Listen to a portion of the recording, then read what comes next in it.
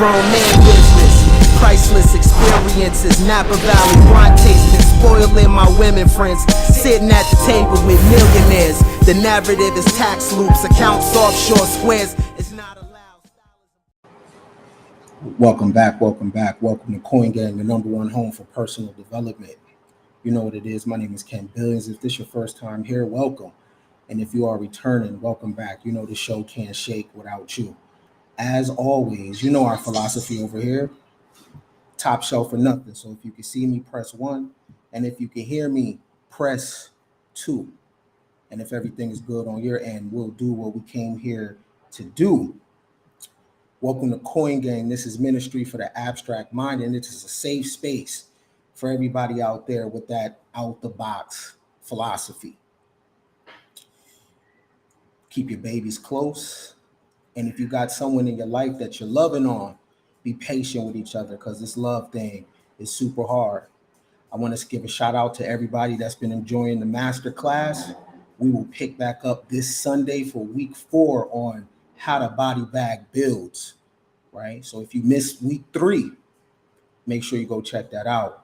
And if you're interested in attending the masterclass, well, if you're on Facebook, go ahead and get your supporter badge. If you're on YouTube, go ahead and get a membership, or you could be a member at kenbillions.com. Today is a different kind of show.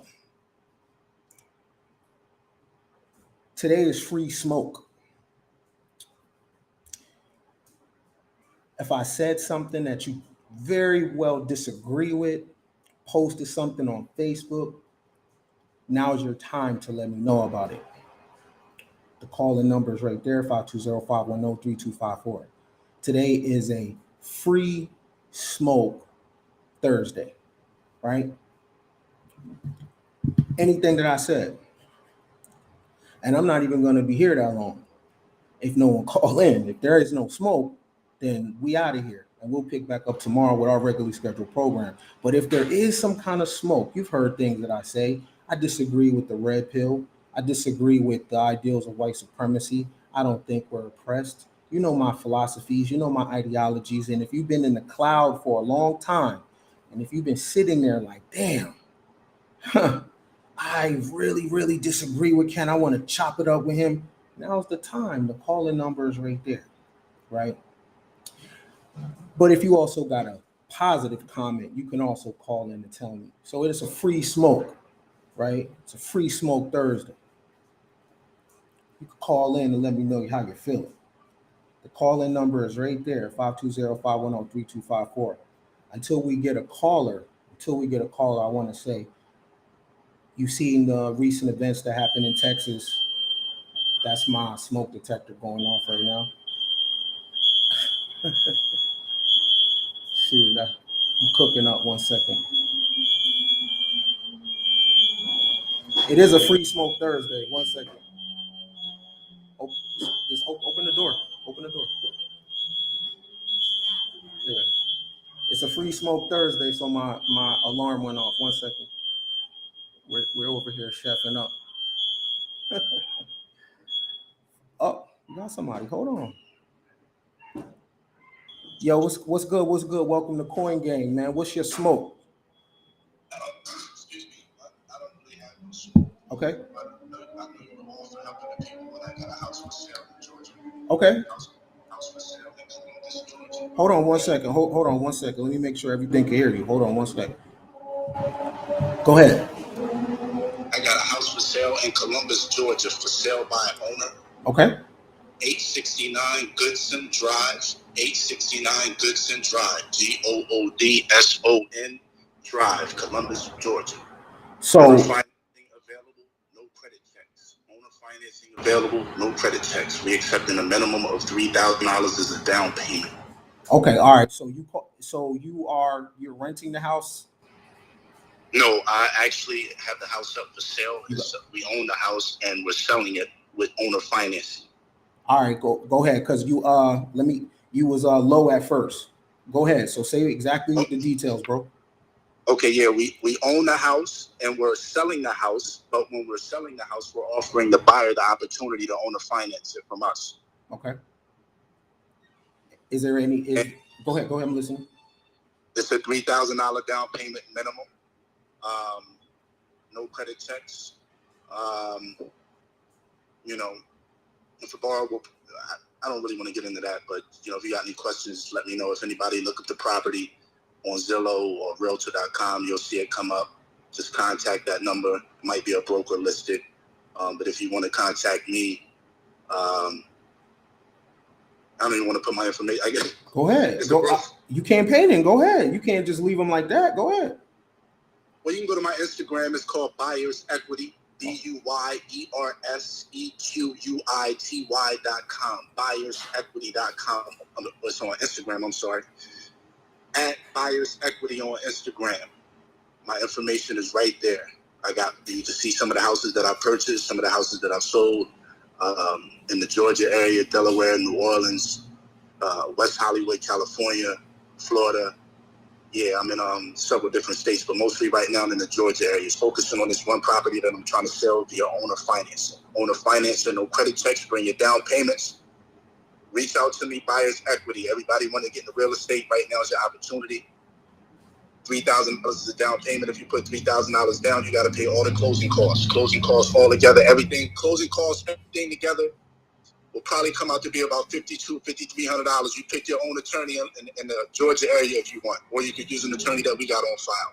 You could pick your own attorney. You could pick your own real estate agent. Have your real estate agent reach out to me, or you can come to me personally. This is no scam. You pick your own lawyer, you pick your own real estate agent, or you can come straight to me personally if you know what you're doing in the business. Do you have a name? My name is Craig. Craig. But on Instagram is C, under Buyers Equity C, SEA, like the body of water. Okay, all right. So anything else we need to know? No. I mean, Buyers Equity at that Instagram, you can find out everything. I don't have this house posted for sale there. It's only showing homes that I've purchased and what I've previously sold, and I continue to show what I've purchased and sold. In fact,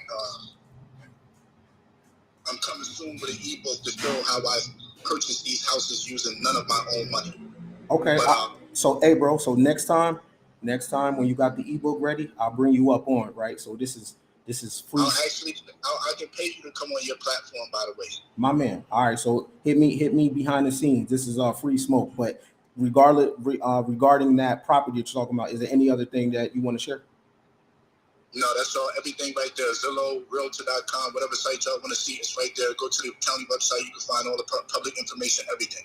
My man, for sure. I just purchased it, so the public information that might not show us as the new owner, but and I'm reselling it right now for $100,000.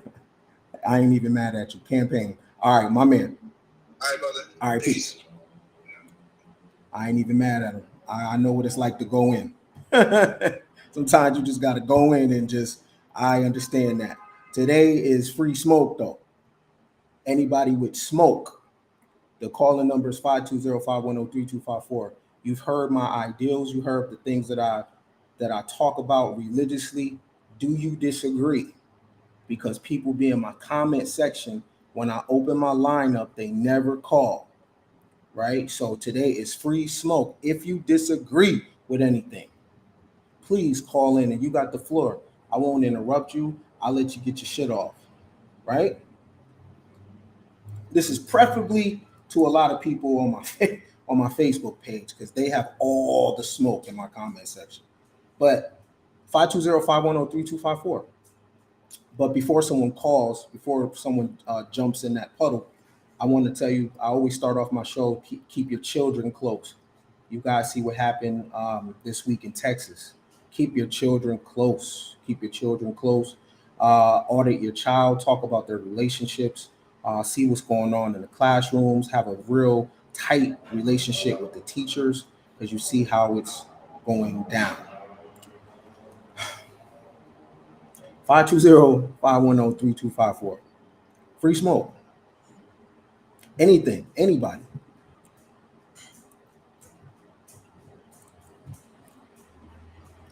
I actually knew this was going to happen. I knew this was going to happen. Every time that line gets open to chop it up, mute, right? And You've heard me you heard all the things I talk about. Nobody got no smoke. Nobody has anything to say. 520-510-3254. The number is on the screen right there. My man called in and campaigned. Today is free smoke. Free smoke.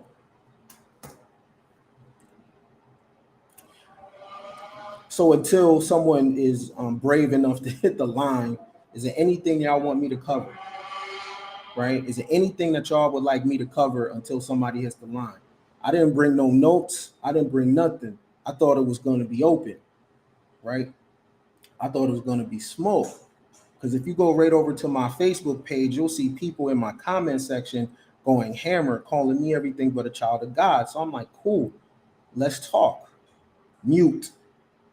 The moment where I get off live, then everyone's going to come and talk and dive right back in my comment section.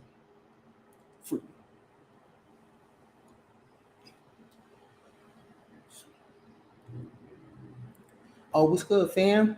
Right. This always happens. Today is free smoke. 520-510-3254. Any smoke about anything.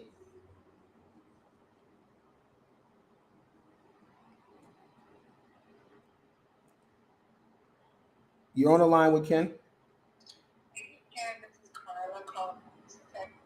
Hey, Carla, how are you?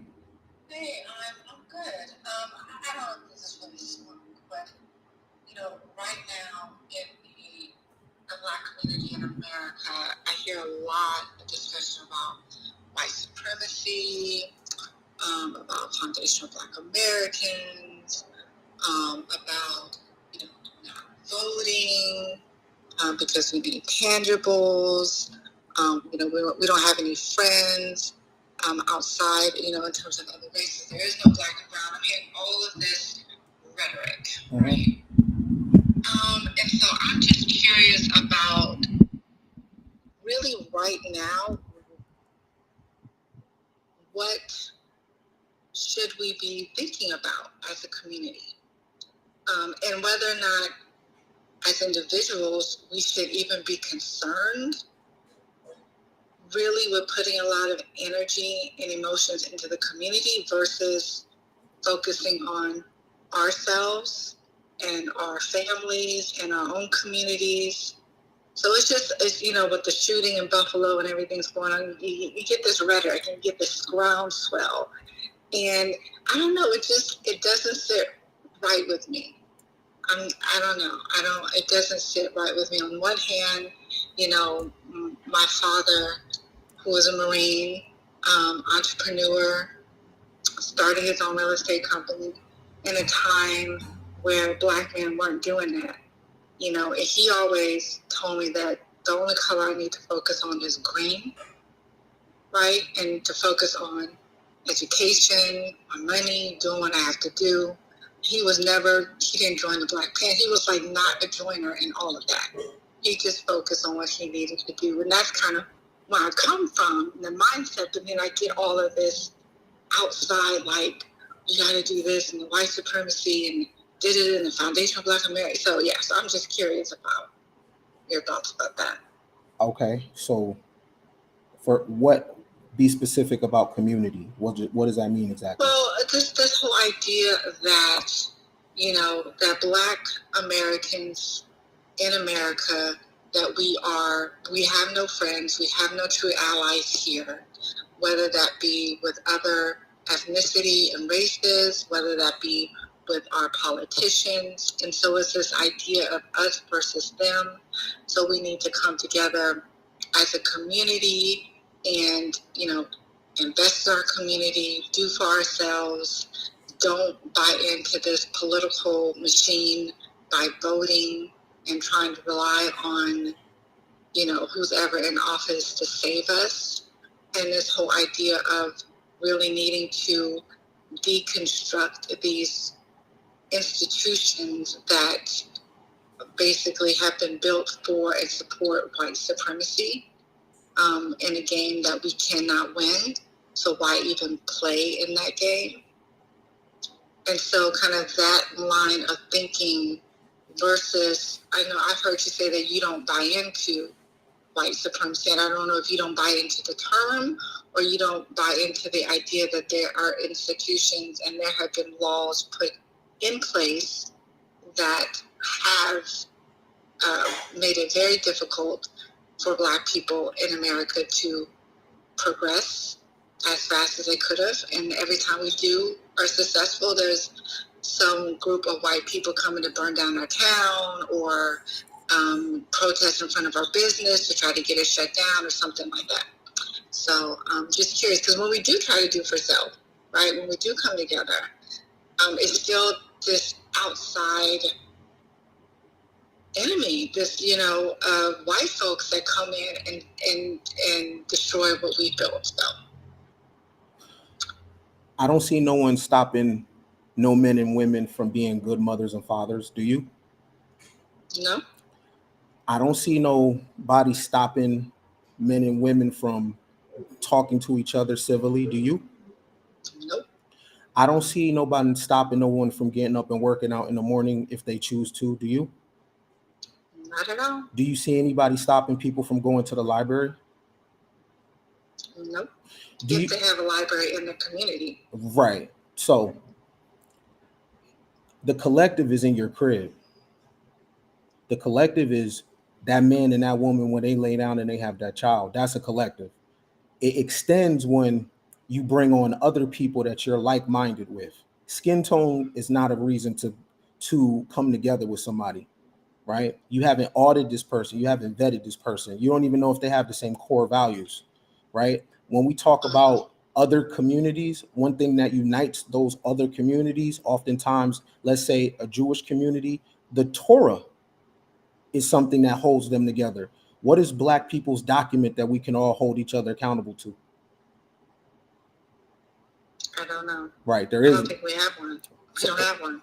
It's actually the Bible, but it's actually for Black Americans, but that they cut it up and pick what they choose. So a Christian man, Black American man, can be rude to a Black American woman that's a Christian and nothing happened, right? A Christian Black American woman can be rude to a Black American man that's also a Christian and nothing happened. Two Black American men that are Christian can kill each other and nothing happened. So there's not a document that holds them together. All societies are held together by some type of literature, whether that's the Constitution, whether that's the Quran, whether that's the Torah, right? Whether it's the art of war. Something has to hold you together on a document, by a document. Black Americans don't have a document. That's number one. Number two, these people keep talking about a collective because they have low self-esteem. They need to be a part of a group. They don't feel whole unless they have some type of group around them. But one thing for sure, two things for certain, you see that those men and women that push, if you push and you move forward, you always get the help that you're looking for. These people want you to do the work while and you sacrifice your family and your time while they nig. Niggas are gonna nig.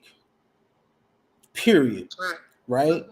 That's all. They're blowing smoke up people's asses. They don't give a damn about no so-called community, because if you did, you'll stick with the person that you have a child with. That's your first community. If you can't get along with the person that you have a child with, you shouldn't be the person talking about community, because you don't even know how to pick the person to have a baby who's compatible with you to have a child with. You're disqualified from community talk. Community talk is not baby mamas and baby daddies, right? So I don't subscribe to white supremacy. I don't subscribe to that none of that talk. I'd rather take my show on the road, and I don't subscribe to the fact that I have no friends, right? Is there classes for regarding relationship building, right? So if you want to be friends with Spanish people, learn Spanish. There's a language barrier there. If you want to be friends with those of Asian descent, learn Mandarin, right? That's low self-esteem talk to say we have no friends. Who's we? Who's we? Because anytime that I made myself available and I brought value somewhere, people wanted to be my friend. So people that are not bringing no value, like the Black American thinks it could come to the table with absolutely nothing and wants to be liked. I'm not with none of that, right? You can't go to someone's house for Thanksgiving with nothing. They're gonna ask you, yo, what you bring? Where's the pies? Where's the cakes? Where's the stuffing? You just can't pull up with nothing. But the Black American wants to pull up with nothing, with their personhood, just their person, and they expect to be liked. I'm not with none of that. None of that. Well, okay, so you don't subscribe to white supremacy, but do you acknowledge that there have been institutions and laws and practices put in place to make it difficult and more challenging for a Black person to be successful in America? I have delusion, so I don't see none of it. What that means is, look, if you and I go together and we lift weight, right? The weight makes us stronger, right? I don't look at opposition as some type of, like, it's supposed to be there. We live in a matrix, right? So if we go into the jungle, there's going to be rules that we have to follow. We're going to die, right? So human beings will always trip each other up because we have a primal nature to survive. And unless you're a part of somebody's tribe, they're going to trip you up. So what these people look at as systematic, I don't look at it I just look at it as human being human. Because if I get power right now, do you think I'm gonna let everybody get some? No. Fuck no. Why would I do that? Right? Why would I do that? I put my bloodline at risk if I give everybody what I have. Until the world is all equal on a level playing field from some type of global cataclysm, I don't believe in no kumbaya shit, because nature doesn't believe in kumbaya. Lions beef with leopards. Lions beef with cheetahs, even though they're both cats. Hyenas and African wild dogs don't get along. Hyenas and jackals don't get along. You understand? Everything that behaves alike unites with each other or works with each other. So I'm not coming together with no one that doesn't behave like me. And I'm not listening to people that don't have what I want talk to me about anything. Right? So I'm not going to let these people tell me about the system. They don't have what I want.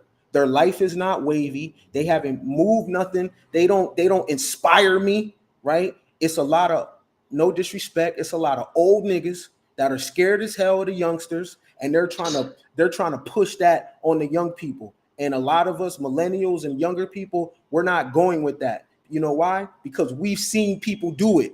We've seen people come out the projects through hip hop and make something out of themselves. We've seen men and women with less do more.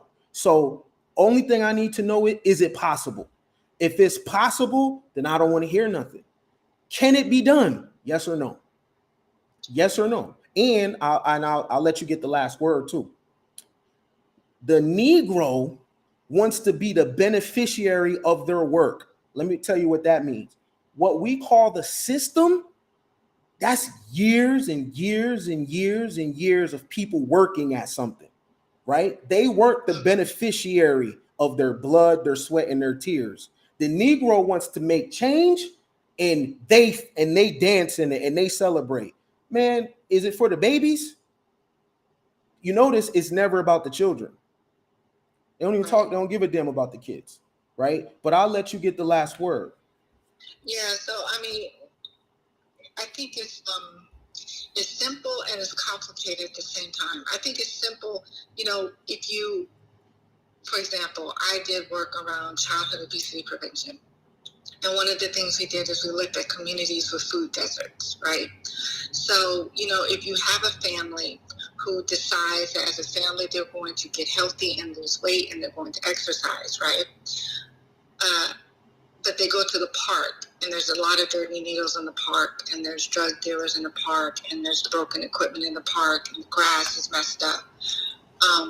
They want to get some healthy food. The only food within their vicinity that they can walk or take a bus because they don't have a car is fast food because they live in a food desert, right? So as an individual, as a unit, as a family, their options are limited. Now, Does that mean they need to go to McDonald's every day? No, they can still try to find at the corner store some vegetables or, some meat and broccoli or something, or they can work together in the community and try to do a community garden to get in fresh vegetables. There's always a choice, right? But what I'm saying is that the acknowledgement that while at the same time that individual family is making choices, healthier choices for their lives, that they should and will have to come together with other like-minded families to try to bring in a grocery store, because we cannot ignore the fact that there is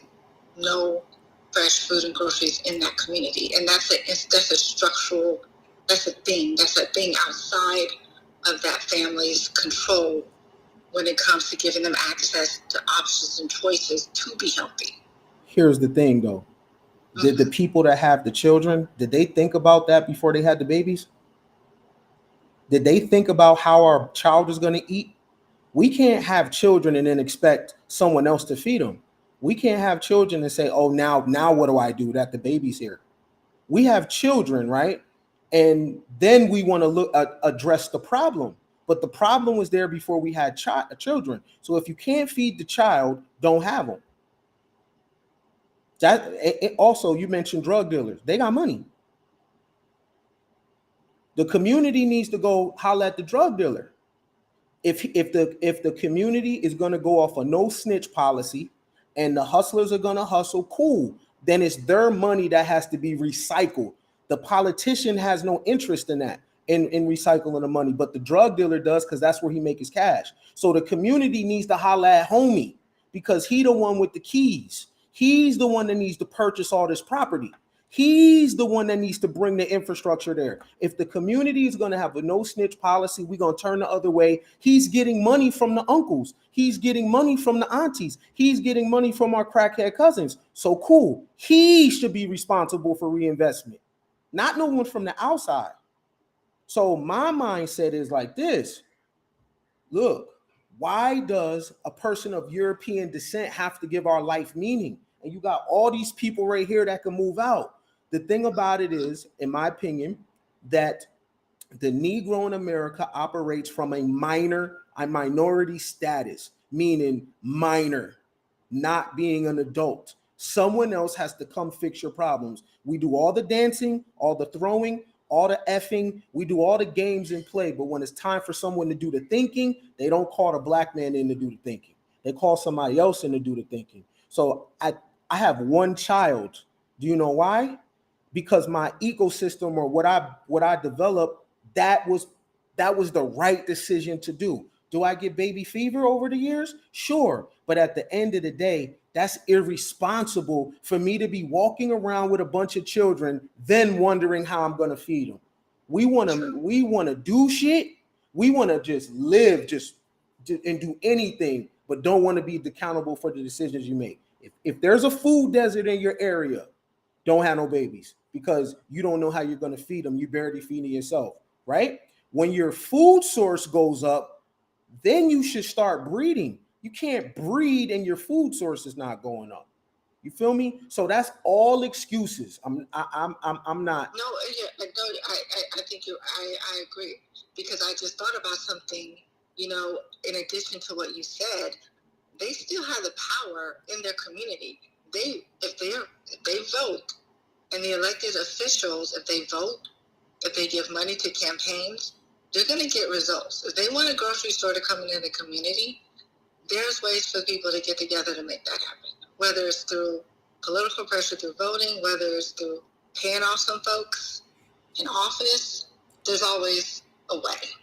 And but what I'm hearing in the ethos out there is just kind of like this. Basically, is a victim mentality.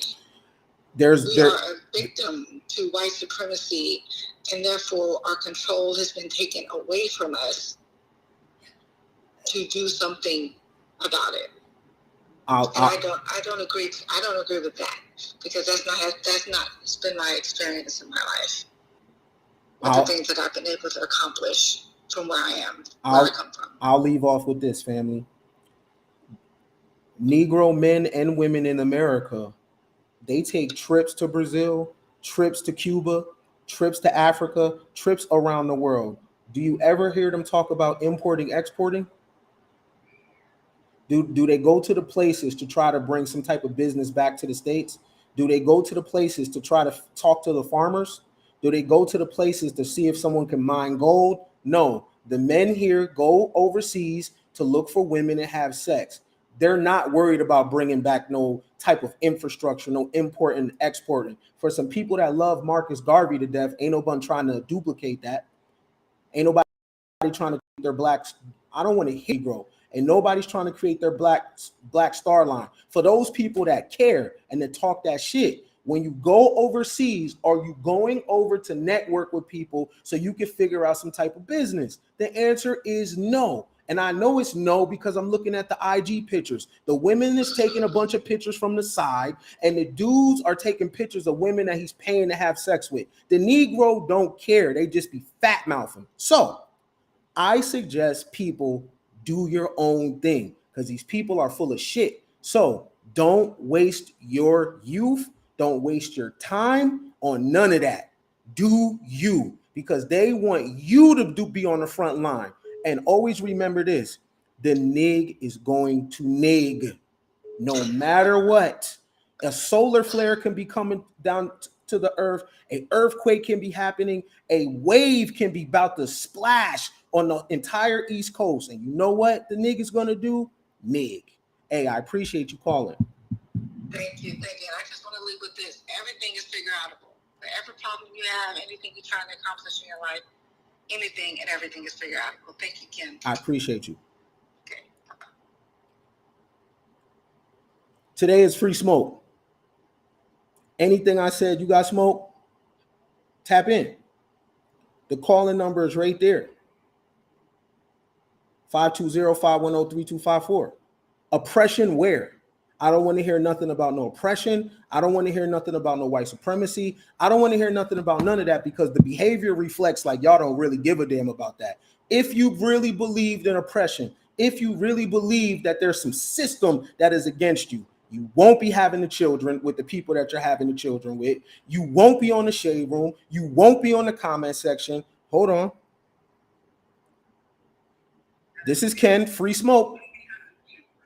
Hey, how you doing, brother? I'm good. Turn your background down. You got smoke? Okay. You know what? I want to call it smoke. Go ahead. It's something you said about is that volume okay? Can y'all hear him? Go ahead. Keep talking, fam. Okay. So I often heard you mention the prayers like of our grandmothers, like kept us, like in the loop or kept us going or something of that sort. Okay. You kind of say the prayers from your grandmother held you down and, something like that. Okay. And I sort of, in the past, my father's a pastor, so I've always been in church. And I've seen people get prayer for different, diseases, high blood pressure, diabetes, what have you. And I always felt like nobody could intervene on a person's life in behalf of that person. I always felt like that person, if you pray, you have to pray for yourself, etc. And I was wondering how, you felt that somebody could pray for you and, intervene in behalf of the creator on that person. Well, when I If speak, you understand what I'm saying. I do. When I speak about the grandmoms, right? When I speak about the grandmoms, that's all those women had. So it was a lot of intention behind the belief. It doesn't matter what deity they were calling on or the ideal. It's the intent behind it. The fact that that's what they were focused on. They were focused on their grandchildren. They was focused on their babies. They weren't distracted. So they have focused thought over your life. The reason why the blacks behave how they are is because the grandmama prayers don't wear off. Okay. Right? The grandmama prayers don't wear off. Now, people can disagree with the theology of the Black church and the direction that it took, but that kind of kept Negroes in line, right? Okay, I And feel you. Yeah. so if I focus my mindset on you all day long, I can make your life go in a particular direction, bro. Words are spells. Thoughts create things. Words are worlds. It's called spelling. So if I'm thinking about you all day and I'm thinking about you in a particular manner, I can push certain things in your life, right? And it's about the intention, right? Okay, I understand that. Yeah. So, but there's no smoke though, right? The last thing I want to say on that, my grandmother was like a real spiritual lady, and she laid down heavy prayers for my family. And it turns out at the end of her years and years of praying, all of my uncles who she was praying for died younger than they were supposed to in the street. In fact, my whole family, 3 generations went to trash. I'm the only survivor out of 3 generations of a bunch of men and women who just went the opposite way of being positive in life. Like, I'm the sole survivor. And that's why I always say I don't believe in prayer right now. Because I saw that in the past and I never saw any results from the prayer. So I don't even pray these days. Why not? And because I feel like I'm just talking to myself. You are talking to yourself though. Prayers are talking to yourself. The thing about it is, just because grandmama prayed for you, you still got to make the personal choice. I can wish you well, right? And the well could come right in your face and you don't drink from it. Okay. Right? Yeah. So we all have children and we want the best for our children. And we can put a frequency on our children and that opens up the best possible outcomes. But at the end of the day, they still have to make that choice. Right? And let me tell you this, fam, you pray every single day. When you are thinking, you are praying, you are willing, you are focused on something, right? So you still pray. And guess what? Their outcomes have nothing to do with you. You're an individual. Because guess what? If they was alive, when you go in that casket, guess what they're gonna do? Guess. Nig. They're gonna nig. They're gonna nig. Okay. If anything happens to you, they're gonna do the eulogy. They're gonna crack a pint, and when you go in, they're gonna be like, "Oh, that's my partner." And guess what they're gonna do? I want you to say it. They're gonna nig. They're gonna nig. You know why? Because nigs gonna nigs no matter what, and it has nothing to do with you. But the fact that you're still here, that's a testament to your grandmama prayers. Their outcomes have nothing to do with your granny's prayers concerning you. Okay. You got this, bro. Don't keep if your grandmama prayed over you, keep the tradition of prayer going. Y'all keep it going, bro. Don't look at what other people chose to do and why they fall off. You keep it going, bro. You heard? For sure, for sure. My dude, I appreciate you calling. All right. Blessings. Blessed to you. Okay. All right. Free smoke. Free smoke. Hello? This is Ken. Free smoke. Hey, what's going on, bro? What's going on? I'm listening. I got a little bit of smoke for you. Go ahead.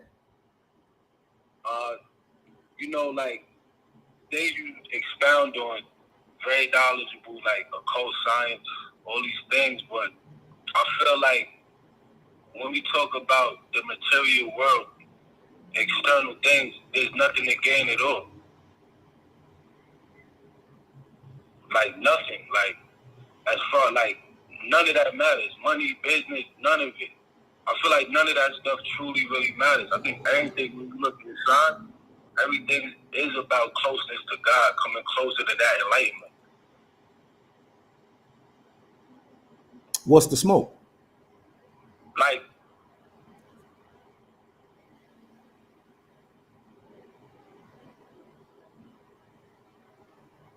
You there? I can't hear you, bro. You there? Call back when you can. I couldn't hear you. You went out. Free smoke. I'm taking all smoke.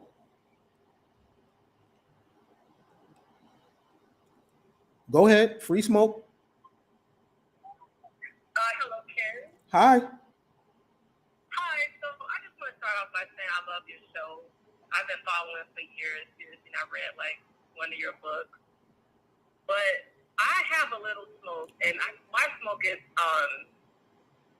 picking back off the person that called. And I think you and we briefly spoke about this before. But my question is, if you're a social worker, a therapist, an academic advisor, a nurse, how do people in the helping profession differentiate, like helping their clients not feel like victims and not feeling like we're freedom fighters? Like, I think that's hard to do. What's the smoke? The smoke is you be like acting like everybody can do it by themselves. And I get everything you saying because I purposely planned my parenthood by not becoming a parent at an early age because of my childhood trauma and waiting until, my money is where it needs to be. I am where I need to be emotionally, mentally, of that good stuff. And that's why I watch your podcast and all that. But I just feel like sometimes you be saying like, oh, there's no oppression. I don't care what no black people say about, oh, I've never been through oppression. Lil Wayne said that shit. And first he was oppressed, now he wasn't. You know what I'm saying? When he got money. I feel like when we come into money, we change our whole mindset. And I'm not rich, I'm not where I want to be, so I make a little money after getting my master's degree. And I just feel like it's bullshit because we know it's oppression. Do you have the willpower to get through it? You know what I'm saying? How come an individual can't define the world how they see it? Expound. Okay. The definition of oppression is unjust or cruel exercise of authority or power. And if a person is not experiencing that and they say oppression where, like I say, it's valid. Did you know oppression is also... Huh? You don't think as a black man, like with your background, has ever been oppressed? No, not me. I've been to prison and everything. I put myself there. I chose that. No one was being mean to me. I don't have those experiences. I can't. If what people think of me, that's their business. The thought is inside their head. You know what I'm saying? Listen to the definition of oppression. Unjust or cruel exercise of authority or power. No one's doing that to me. Oppression is also sense of being weighed down in body or mind. Now, if there is oppression, it's that for the Negro. The Negro oppresses their own mind. Did you know that the definition of oppression had to do with body and mind? The Negro thinks fucked up thoughts. We know this because if I go on my Facebook page and I highlight a successful Black American, right? Do you know what the comment section is? Well, everybody can't do that. So what are we doing here? Like, what are we doing here? It's always but a yeah, but. And I don't subscribe to that, right? The Negro will come tell you, you're a slave, right? And if you say, no, I'm not, they will fight you for you to admit that you're a slave. All right, where do we go from here? Now, here's the thing. I don't have a problem with people feeling and thinking how they want. Just don't have no babies. If you believe that you're oppressed, why would you bring a child in a world where you think it's doom and gloom? What's the goal for the child? What's the ceiling for the child? There's no optimism there. And the child is going to be born with your thoughts. So these babies that are running around depressed and stressed out, look at the mama and look at the daddy. When I believed that I was an oppressed Black man in America, my money was funny, my relationships was funny, my health was funny. The moment that I started switching my mind, things started to open up. Nobody's picking on me. And I am not a collective. I'm an individual. And anybody around me are around me through their consent and my consent. People can't just peg me to a bunch of people that I don't even know. I don't know these niggas. What happens to him is not my experience. You know why? Because guess what? If he gets shot by the police, it's a we thing. But he won't share his wife with me. Oh, I could share his bullet, but he won't share his girl. He won't share his money.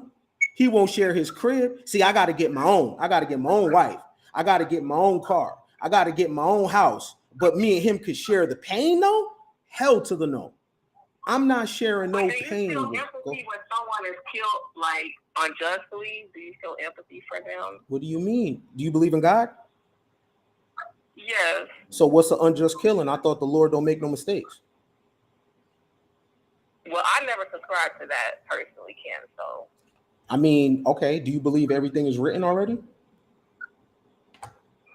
That's still out. Like I told you, I'm still learning and growing in my spirituality and because I'm rewiring everything I've been taught, and that's why I called in too. Like, how can you differentiate when you have to be empathetic to be good at your job?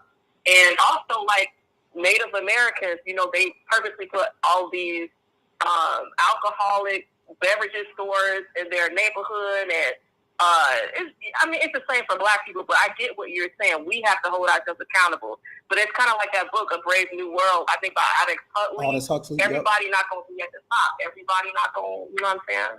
Okay, now, have you ever heard Black people say that white people was in the caves at one time? H.G. Wells, one of them. Sorry, go ahead. H.G. Wells, I think that's War of the Worlds, if I'm not mistaken. Okay. No, you was right the first time. It was Aldous Huxley, right? So check it out. Mm-hmm. Have you ever heard pro-Black people or conscious people say white people was from the Caucasus Mountains? Mm-hmm. Have you ever heard that? Yes. I don't hear no Black people ever show sympathy for them people being stuck in the ice. Mm-hmm. Ever. When we say that often Black don't crack, I don't ever hear Black people show sympathy for white people aging differently. Do you?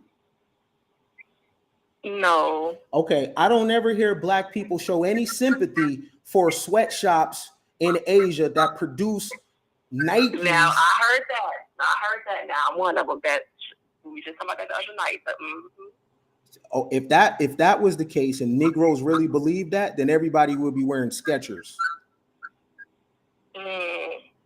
That's all cap.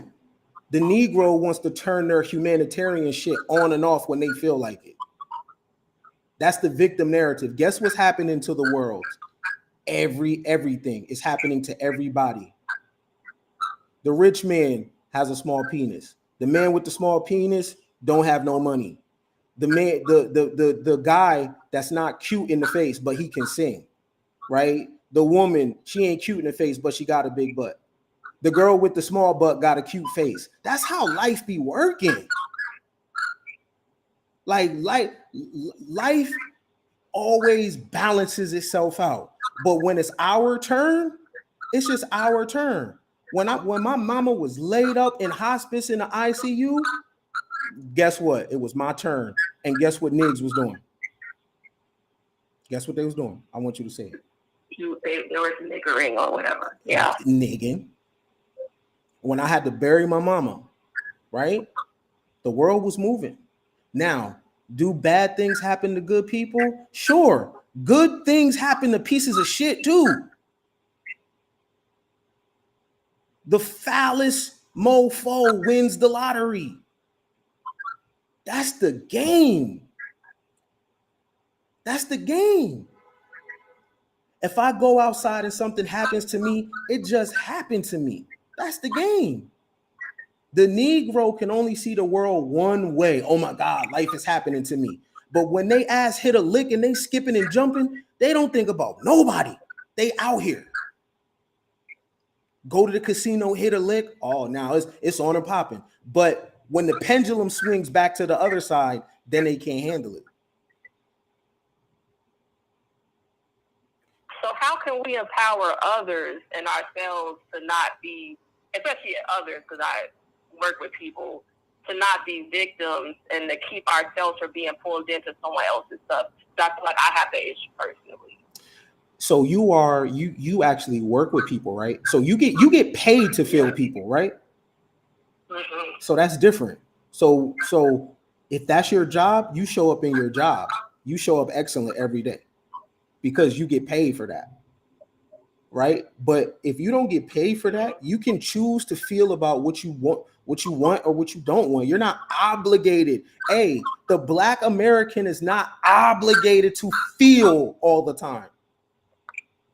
You know what I'm saying? If that's your job, do your damn job. Right? Until it becomes exhausting and you don't want to do it no more. But the Negro male and female in America, you don't have to feel for everything someone is going through. Let me tell you something. It's interesting. We only call something unjust when a white person is doing it. Now it's unjust. Oh, but when a nigga does it, oh, it's proximity. Oh yeah, Black people just do that to each other. Asian people do that to each other. But let the white man be involved. Now it's unjust. Because without the white man, a Black man's life has no value. The white man comes and establishes value. And I'm not with none of that. You valuable when you wake up in the morning, you valuable when you go to sleep, you valuable when no one else is around. I'm not buying into none of that because that's not a futuristic rhetoric and it's not going to get people nowhere. And it's okay to be an individual. I know that's a foreign concept. Who told these niggas that they have to think as a group? Oh, because other races, they have no choice. But by the time they have a child, their child is vastly different than them and their child doesn't subscribe to that. These are people that are not from America. So they're going to go around to what's most common. Oh, we have the same language.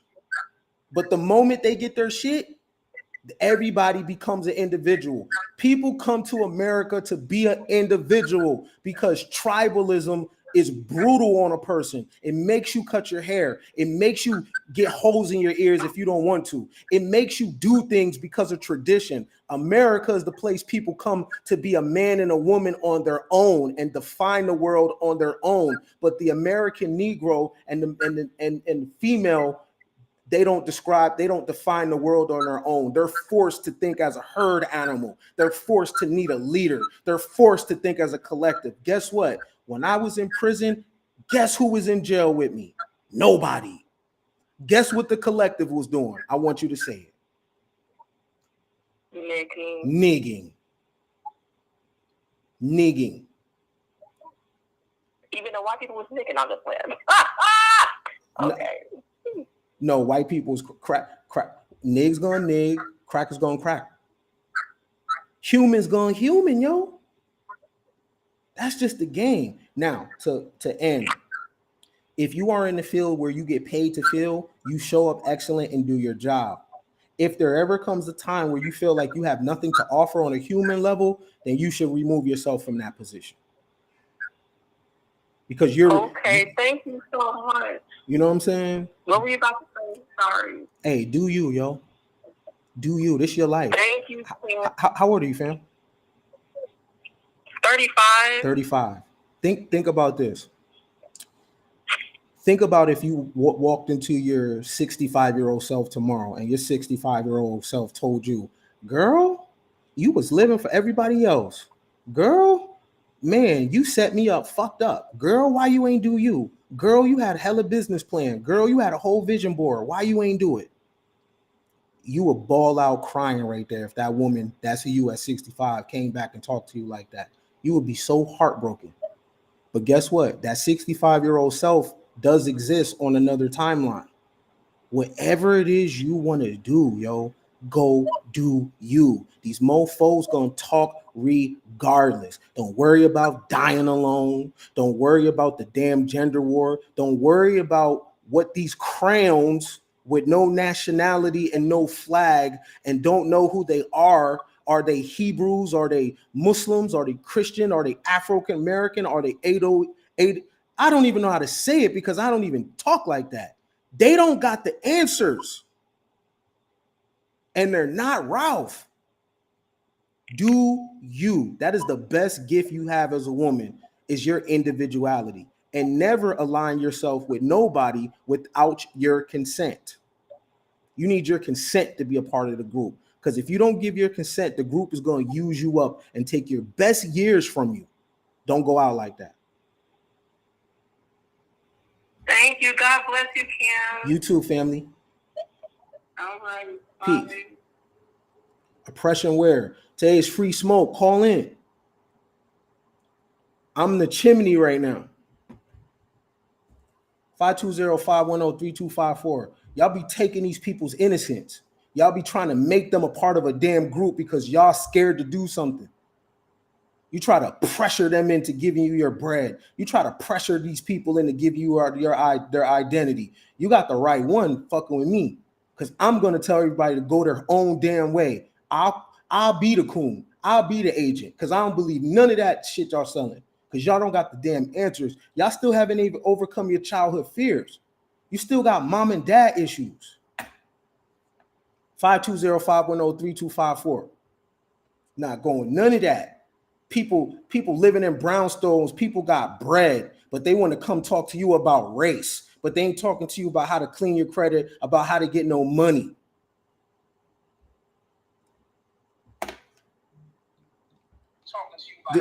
Turn it down, turn your background down. This is Ken. You got smoke? Turn your background down. Hello? Hey, this is Ken. Any smoke? No, I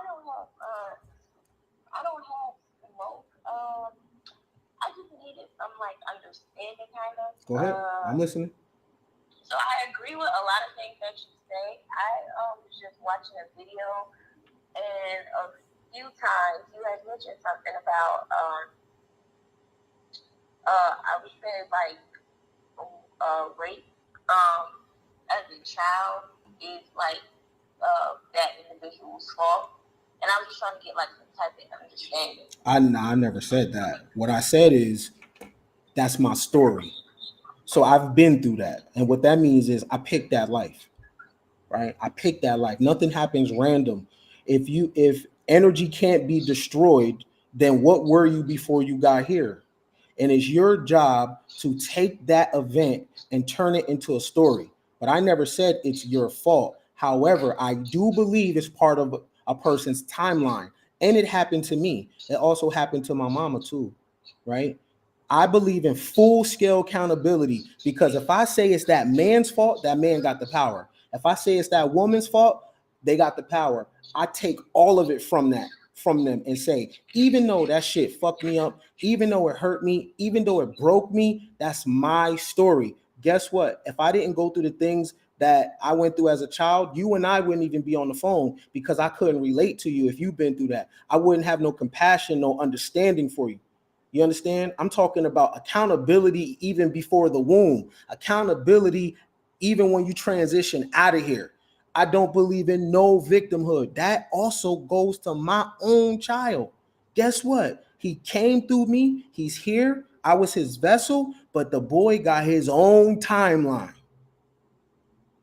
That don't just apply to me shit talking. That goes for everything. Full scale accountability, right? If it's happening to me, it's my story, right? It's my story. I'm not going to use the word fault. I'm using the word story. And those events did reach me. I didn't understand them at that time. I hated it at that time. I hated myself for what I went through. I was a victim. And guess what everyone told me? Oh, it's not you. It's not you. And it just made me more angry. It wasn't empowering. But when I put that shit down and picked up another frame of mind, like, you know what? Hero's journey full scale. Now I'm speaking for me. If someone else wants to take a different route of how they describe what they've been through, hey, that's their story. I'm talking for me.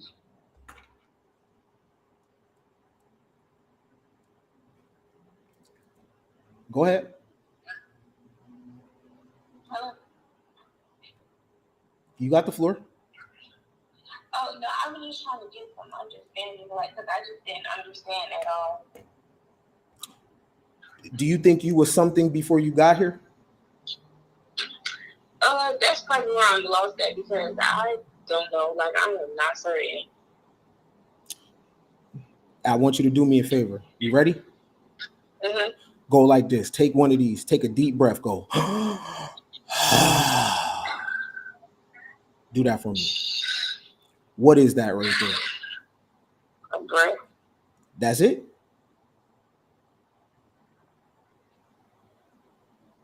Yes. Have you ever seen someone die before? On television. And have you ever seen someone, have you ever been close to a person that passed away, transition? Oh, no. Well, I have. And when they do it, something leaves.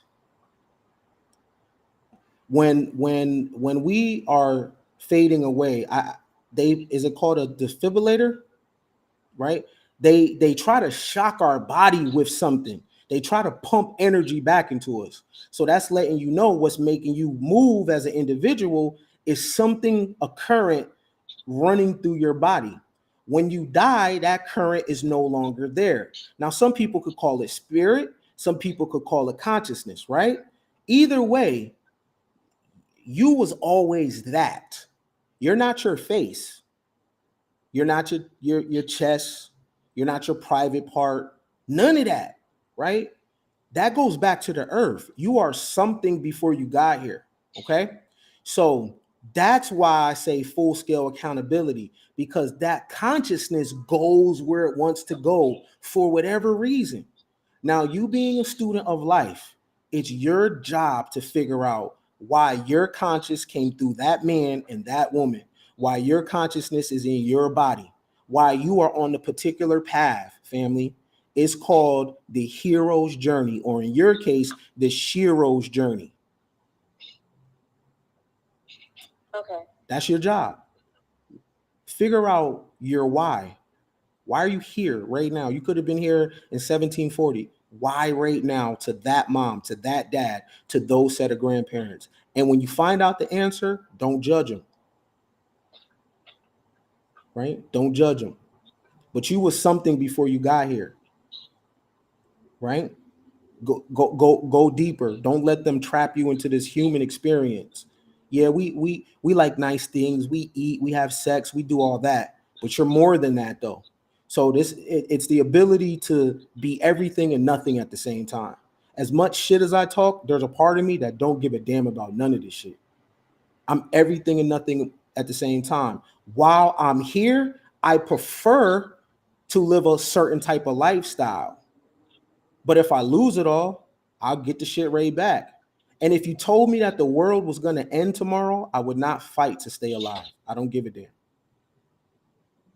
Right, I got that.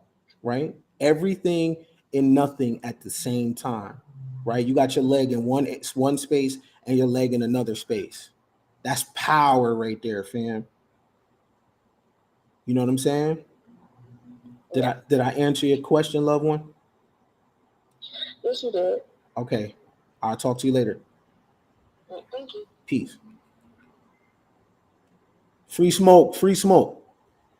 Today is a smoke show, or a comment show, or a question show, preferably a smoke show. Anything you wanted to ask me, anything you disagree with, do it now, because tomorrow I'm getting back on Coin Gang shit. So do it right now. What's happening? 520-510-3254. For people that swear to God that I'm not about the community. I'm not. I'm about the individual. And that community shit suppresses the individual. Y'all got the nerve to talk about how people wear their hair. Y'all got the nerve to talk about what people choose to do with their vagina and their penis and their dating preference. Y'all got some damn nerve. The same people that don't even have a nationality. Are you crazy? This is Ken. It's Smoke. What's happening? Hey, what's going on, bro? We had got disconnected not too long ago. Okay, go ahead. I'm listening. Basically, I want to piggyback over. I'm not sure where I left in the video, but you basically went into, how you was here before and things like that. You don't think that's the main point of life? to separate yourself from this cycle of coming back into consciousness? I do, but at the same time, this is the death realm. So I do believe in participating in it. Like I just told the young lady that was just, can you turn your background down, please? So if I'm gonna be in the physical realm, right? And there's an opportunity for me to live in the best housing, I want to. If there's an opportunity for me to eat the best food, I want to. If there's an opportunity for me to experience the best forms of fellowship, I want to. At the same time, though, there's an inner world that also needs development, my mindset, my emotions. So the same way I want to drive the best car, I also want to be in the best frame of mind. The same way I want the best housing, I also want to be in the best emotional state. And fam, I've done both. I've denied myself material shit. And guess what happened when I woke up in the morning? I still needed it. I didn't like that. I've been homeless before. I don't like that. I've slept in shelters before. I don't like that. I slept in prison before. I don't like that. I ate oodles and noodles. I don't like that. So while I'm going to be in the physical, I want the best that I can get. You got the floor. I understand everything you're saying in the sense that, you know, we should live good while we're here. But me, when I think of these things, I feel like these are the same aspirations that take away from our inner, from freeing us. I feel like, even like how you say, if the world ends tomorrow, you don't care. I feel like life is perfect now, just as it is, just as being on this phone here right now, this instant. Do you have kids? I do have kids. Do you want the best for your children? I do want the best for my children. What would that look like? What would be considered the best in your opinion? Spiritual enlightenment, freeing from all this illusion. Was nothing material. The material's an illusion? That is what I believe, yes. Are you at your crib right now? Yeah. I want you to do me a favor. Are you ready? Yeah. I want you to go to your stove. I want you to turn it on. I want you to put your hand on there. I mean, we know it. Obviously, we in the physical in that sense. What I'm saying is that we have nothing to gain from it. The physical is also how you know yourself. For example, are your children an illusion? No. They're not. Why you say that? I thought that this physical, the material realm is an illusion. Because when I say that, I mean like the aspects of gaining from it. Not like physical touch and atoms and particles and things that make matter. Not in that sense. I mean like as far as material aspirations of any nature. How do you feel as a person when you go get something from the world and you present it to your children? How do you feel? It makes you feel good. That's you knowing yourself. Remove them from the picture. I'm not putting that on you, but another timeline, say it's just you and you don't have that. Yeah. The way that we learn ourselves is through other people. Bro, if you got something on your face, you need me to tell you. I'm your mirror. Right. If you need me to be like, damn, bro, why you ain't tell me I got something on my shirt? Because you're looking through life from your window, right? Now, when you do something for your child, when you love them, you are learning about yourself. You don't know your abilities. You don't know what you're capable of. You remove what you call the children are also material. You remove them from the picture. You remove something about yourself. You use them as a gauge. Now, I will agree with you. There ain't no difference between a Bentley and a Lexus and a Honda. It's all transportation. Me personally, I'm root chakra poppy. So if I can get a Bentley, I want to get a Bentley. You know why? Just to say that I did it. It doesn't mean shit, bro. It's just a car. Guess what? Guess what? When I hit a chick that wasn't nice looking, and then I hit a chick that was bad as hell, guess what I learned? It's the same experience. They both had pink pussies. It didn't mean anything. I just want to say that I did it. So now, so I do things so nothing, life doesn't have nothing over me. So I can see a baddie walking down the street and be like, meh, I already had it. But here's the thing. Everybody that disdain something or act like they don't desire something, they are slave by what they say they don't want. You heard?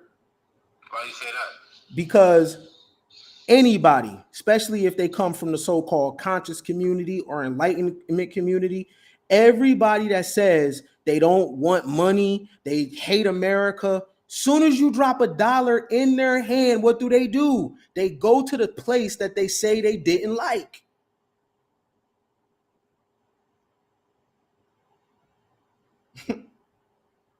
That's cap. The reason I see what you're saying, bro, but I feel like I can't say about everybody else. I just look in for these things. I don't really look external what this person is doing, but I'm saying, like, I'm speaking when I look inside myself. How old are you, bro? I'm 33. Have you ever seen $1 million in cash right in front of your face? No. My nigga, I'm not saying you wouldn't be you, but if I dropped $1 million in American dollars right in your face, that first month, my nigga, you would lose your goddamn mind. I'm telling you. Everything that you said you wouldn't do, you would definitely open your mind up to that. So that's why we got to be careful, because see, here's the concept of everything and nothing at the same time. When you have it, you enjoy it, but also know that it's nothing. When you don't have it, also know that it's something. You don't know what you would do in a situation. So many of us come from poverty, and our coping mechanism is to act like we don't want to flex, to act like we don't want to do certain things. Trust me, my nigga, I know because I did it. Oh yeah, man, I don't give a fuck about none of that shit. Bruh, I was conscious as hell. I was listening to Khalid Muhammad. And let me tell you, when there was some different type of baddies to hit, oh, I indulged. When it was time for me to get some money, everything I said I hated, everything I said I didn't like, I did it. See, I was giving it power, right? I was giving it power by saying I don't want it. That was a coping mechanism because I couldn't get the shit. I understand it in that aspect, but pause that for a moment. Like, when you speak of the hero's journey, that's similar to stories of, like, Jesus, Buddha, people like that, right? Kind of, but it's like some aspect missing, but like kind of though. Those are like hero's journey, but it's also storytelling, victim, hero, guide, villain. It's also part of playwriting and stuff like that. The hero's journey is kind of when you're like playing Mario Brothers and you're going through these levels, you're going through these stages. You always, if you notice, every hero story has a woman in it. Every hero story has a woman in it because the woman is a reflection, right? It's kind of a motivator. And what's happening now is the people's hero's journey now, they're dismissing the woman from the story. So it's throwing everything off. But the hero's journey, bro, is you're going to meet a guide. The guide is going to give you some wisdom, right? The wisdom is going to help you on the journey. Then you're going to find an energy source. You're going to have to be battle tested. You're going to have to go through some levels. It's like you're playing the game Mario or Zelda. It's just like that. You got to look for clues. All that is so you find yourself, right? Along the way, though, fam, man, you might get a Benz. And guess what happens in the hero's journey? You always lose the Benz. Then you go back to riding a bus. And the people that seen you in the Benz, they be like, they laugh at you. They point their finger. And then you get motivated. I'll show them. And then you get the shit back again. and you be like, you know what? Whatever, man. You still keep the Benz, but you also got a Toyota Corolla, right? Then you got the woman shit. Then you start running through a lot of women, boo, boo, boo, right? Then you realize, oh man, these bitches ain't shit. And then you wind up hanging with the chick that was just hella cool with you, and you be like, damn, man, it ain't even about that, right? Then you go through your cycles, right? That's the hero's journey, but it's a thing to put you back on yourself. And excuse me, but the hero's journey, my nigga, has nothing to do with the collective. Has nothing to do with everybody waking up. It's never been about no bum waking up. It's always been about you. Go ahead, I'm listening. Based on like when I read like religious texts such as things like Buddhism, you know, the Quran, the Bible, none of these people that were supposedly enlightened had material aspirations. That's because Eastern culture is something different. We live in Western culture. So the key is to blend them. Here's the thing though. Doesn't the Bible talk about a land of milk and honey? Isn't that material? Doesn't the Bible talking about heaven is going to have pearly gates? Doesn't the Quran talk about 72 virgins in heaven? Oh, they're very material. But you got to keep in mind, bro, a lot of this shit comes from regions that's a desert. And a lot of these things come from people in a meditative state. They wanted materials, but it was a different time. The world was much harsher. Now the real master can balance both worlds. Let me tell you what I mean by that. Eat whatever you want and then fast for 7 days. Eat whatever you want and then fast for 7 days, right? Watch the NFL during the football season, then cut your cable off. That's you balancing both worlds, bro. You don't want to be too much on either side because you'll go batshit crazy. For 1 month, you could be on this, right? I'm telling you because I went crazy for you already, right? Let me tell you how crazy I was with the shit. When I learned that there was a thing called fluoride in toothpaste, I was probably 19? I didn't brush my teeth for a year. That's real talk. That's real talk. I was just putting water in my mouth. Oh, don't put lotion on your skin because it goes in the pores. I'm from a conscious community that is damn near doesn't exist no more. I'm from a conscious community that don't talk to white people. They'll soak up your energy. They're vampires, right? I had to read Behold the Pale Horse. I had to listen to people like Anthony Hilder. I had to listen to Steve Coakley. You know how paranoid I was, right? You know what's interesting about Bitcoin in the old conscious community? We learned about something called the Amero, that the US dollar was supposed to fall and they were supposed to instill something called the Amero. It never happened, right? We learned about underneath Denver airport, there's all these damn tunnels and shit. Listen, when I'm telling you this is because the thing about me, when I do something, I really do it. So when I was on my conscious journey, I was really in that, my nigga. I had no money, right? I took a life of a straight, like a monk. I did that shit before. And guess what? While I had a negative attitude, the world was passing me by. Oh, I'm not going to college because that's white man knowledge. Man, knowledge is not a color, bro. It's either false or true. But you found this, but you on that same path you still felt like that? When I was on that, not to cut you up, but like, as I feel myself getting more spiritual, I have less disdain for the whole white man thing, because like I said, like, it's all external stuff that really don't matter. Hey, bro. If you touch $1 million cash right now in your hand, it's going to be a spirituality that you... Let me tell you something, bro. Nothing is more spiritual than knowing that there's nothing for the most part, that you can't provide for your children and the people in your life right now. Spirituality is just mental, bro. It's just a mindset. You know what I'm saying? But I understand like the aspect of it, but what does that mean? Like, if we're eternal beings, shouldn't that be the highest thing to attain? What's that? Just getting out this cycle of life and death, coming back. Well, the way you get out of it is by when it's time for you to transition, you have no attachments. The reason why I want to buy a Bentley, bro, so I don't come back and buy a Bentley.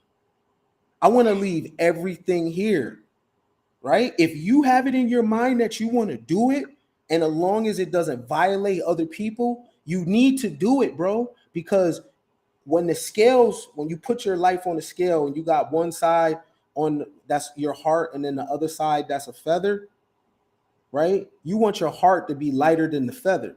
And the way that you do that, that's consciousness, bro. You must indulge in the things that you desire, or you're going to have an attachment here. That's how you get that's how you get out of the cycle of life and death.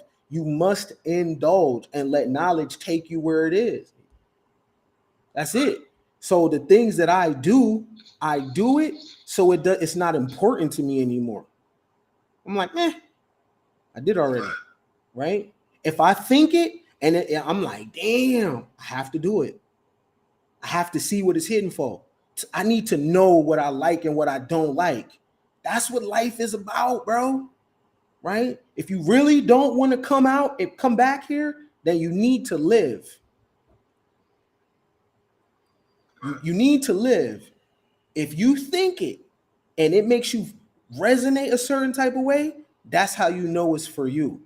But the more you deny yourself, my nigga, the more that you might activate certain deviancies. And that's what you don't want. You don't want no blockages. You know what I mean? Any more smoke? Nah, man. You know, you pretty much put things into perspective. My dude, man, good luck on your journey. You heard? Appreciate it. My guy, peace. Shout out to bro. Free smoke. Free smoke. If it's any smoke, say it now, please. 520-510-3254. Today is a free smoke show.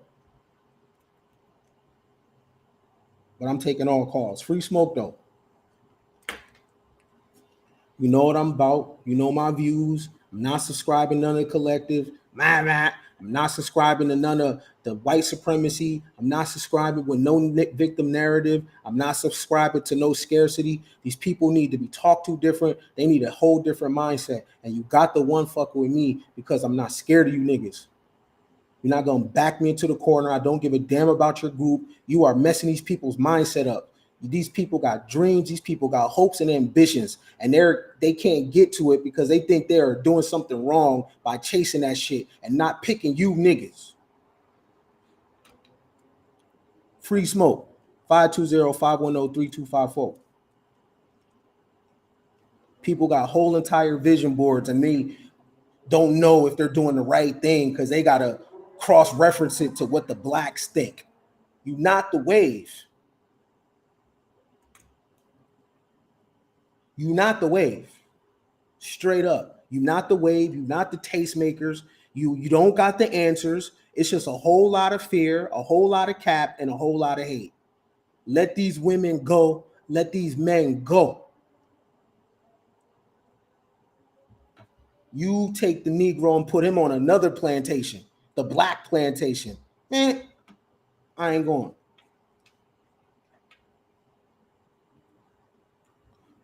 Free smoke. Go ahead. Yo, baby. Hey, what's up? This your boy, man. This your boy Jason out here in Denver, man. What's good, my guy? I had to call in, man. What's going on, bro? Man, I just wanted to tap in with you, man. I was listening to the conversation you was having with the last dude, man. I ain't talked to you in a while, man, so I had to call in, man. And what's the science, man? Man, freedom, bro. Real freedom. That's the science today, bro. Real freedom. You see, you know, I wanted to open it up today, free smoke, because, you know, I'm on my oppression wear shit. You know, I'm all about Black capitalism. You know, I'm all about Black great people, men and women, and it's a lot of pushback from it. So I'm like, yo, free smoke, right? Because you know what I mean? I don't subscribe to none of this shit that they selling these people, right? And these is young people, man, great people with hella potential, and they can't get free because the Blacks got them in a stranglehold with this damn narrative. And I'm not with it. Like, we in a time of innovation, bro. We in a time where we need great ideals. And it's the young people's time. And these young people feel like they gotta fight old nigga wars. No. Yeah, you know, and you know that's why I said what I said on your shit the other day, man. Nobody's gonna get fixed. Nobody's gonna fix anything, man. We're not here to fix the world. You know, we're not here to, you know, everybody thinks that they're gonna, you know, they're here to wake everybody up, or, you know, that's not gonna really happen, man. The states of mind is eternal, man. We just pass through them. So, you know, either you wanna, it's all about what the individual want to experience. You know what I'm saying? And you was touching on the, you know, indulging in your desires, man. Any desire that you have is a heavenly body. So that's the proof that you can do it. If you have the, like, if you want to do something about buying a Bentley, if you have a desire to buy a Bentley, that's the proof that you have the ability to buy a Bentley. It's just about you going through the different steps to buy that Bentley. You know what I'm saying? And a lot of, you know, we get stuck in the conscious shit, man. We get stuck on, you know, judging each other and telling each other what you should be doing with your money or with your time, or you're not real if you're not doing what I say you should be doing. But if you're not doing what you want to do, how much help can you give to anybody else? Like, what can you do for somebody else if you're not living the life you want to live? If you're not happy? That's a fact, bro. You know what I'm saying? I mean, you said a word. That's a fact. So look, you know, I wasted a lot of years, man. You know, I wasted nearly all my 30s, man. And you know, you was talking about not brushing your teeth and shit. Like, yo, I wasted years, my nigga. I wasted years of life, and I don't regret it. You know what I'm saying? But I'm definitely at the point where I know that I'm here to experience all the shit I want to experience, regardless of what it is, regardless of how anybody feels about it. If it's, you know, bad, if it's good, I'm just here to experience the things that I want to experience. And then I move on when it's time for me to go. You know what I'm saying? Look, trust me. I believe, I say it all the time. I'm like, man, I don't think nobody was more conscious than me. Like, when I got into it, bro, I was really into it. And it's okay. It's part of the journey. I just remember who I was, though. I didn't necessarily like myself, though.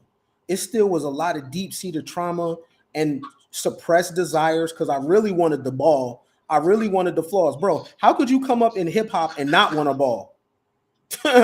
And not want a flaws? How could you come up in the inner city and not want a flaws? Come on, bro. You know, and it's not even, you know, a lot of times, you know, we take the flossing as, you know, shitting on other people, but it's not really shitting on nobody else, my nigga. It's really just you accumulating some shit and reaching to a certain place and how you feel about yourself. Right. You know what I'm saying? This whole shit is based on how you feel about yourself. Right. You know, and when you be getting at the oppression wear shit, it's kind of like a lot of us have really poor self-esteem. A lot of us really look at ourselves low. So, you know, somewhere in the back of our minds, we either believe we don't deserve certain shit, or, you know, whatever the case may be. But if you know what you're capable of, you know that you deserve whatever you go out and get. Bro. You know what I'm saying? And you say this shit all the time, but nobody can stop you if you focus. It doesn't matter who it is, it doesn't matter where you live at. If you focused on a goal, it's like the Bible talk about the Red Sea being split. That's what happens. Everybody's gonna get out the way. Right. Because Facts. nothing can stop you. Facts. Bro, I highlight people that was getting money 300 years ago. I know for a fact these people never heard of these people. Do you know what they say? Yeah, but. Nah, I've been reading it. I've been reading the shit that people say. Bruh. It's fucked. I can't get, you know, I used to be one of them. I used to be one of those people that would say those things. Hey, let me tell you something, bro. Hey, peep this. the blacks been balling shit is so powerful that modern Negroes cannot believe it. That's how powerful this shit is when I bring up men and women that had a fortune in 1700s, in the 1800s. It's so mind-boggling that a person is like, fuck that. They pay attention to my caption because what it does is it highlights what people are doing now. And it makes and then it makes people look at their own behavior. You feel me? When that oppression, when I put that there, it triggers niggas so crazy because they gotta look for the oppression. Well, what about this? What about that? You gotta look at yourself too. You gotta look at yourself too, and that's what in modern times, you know how they say good times create weak people.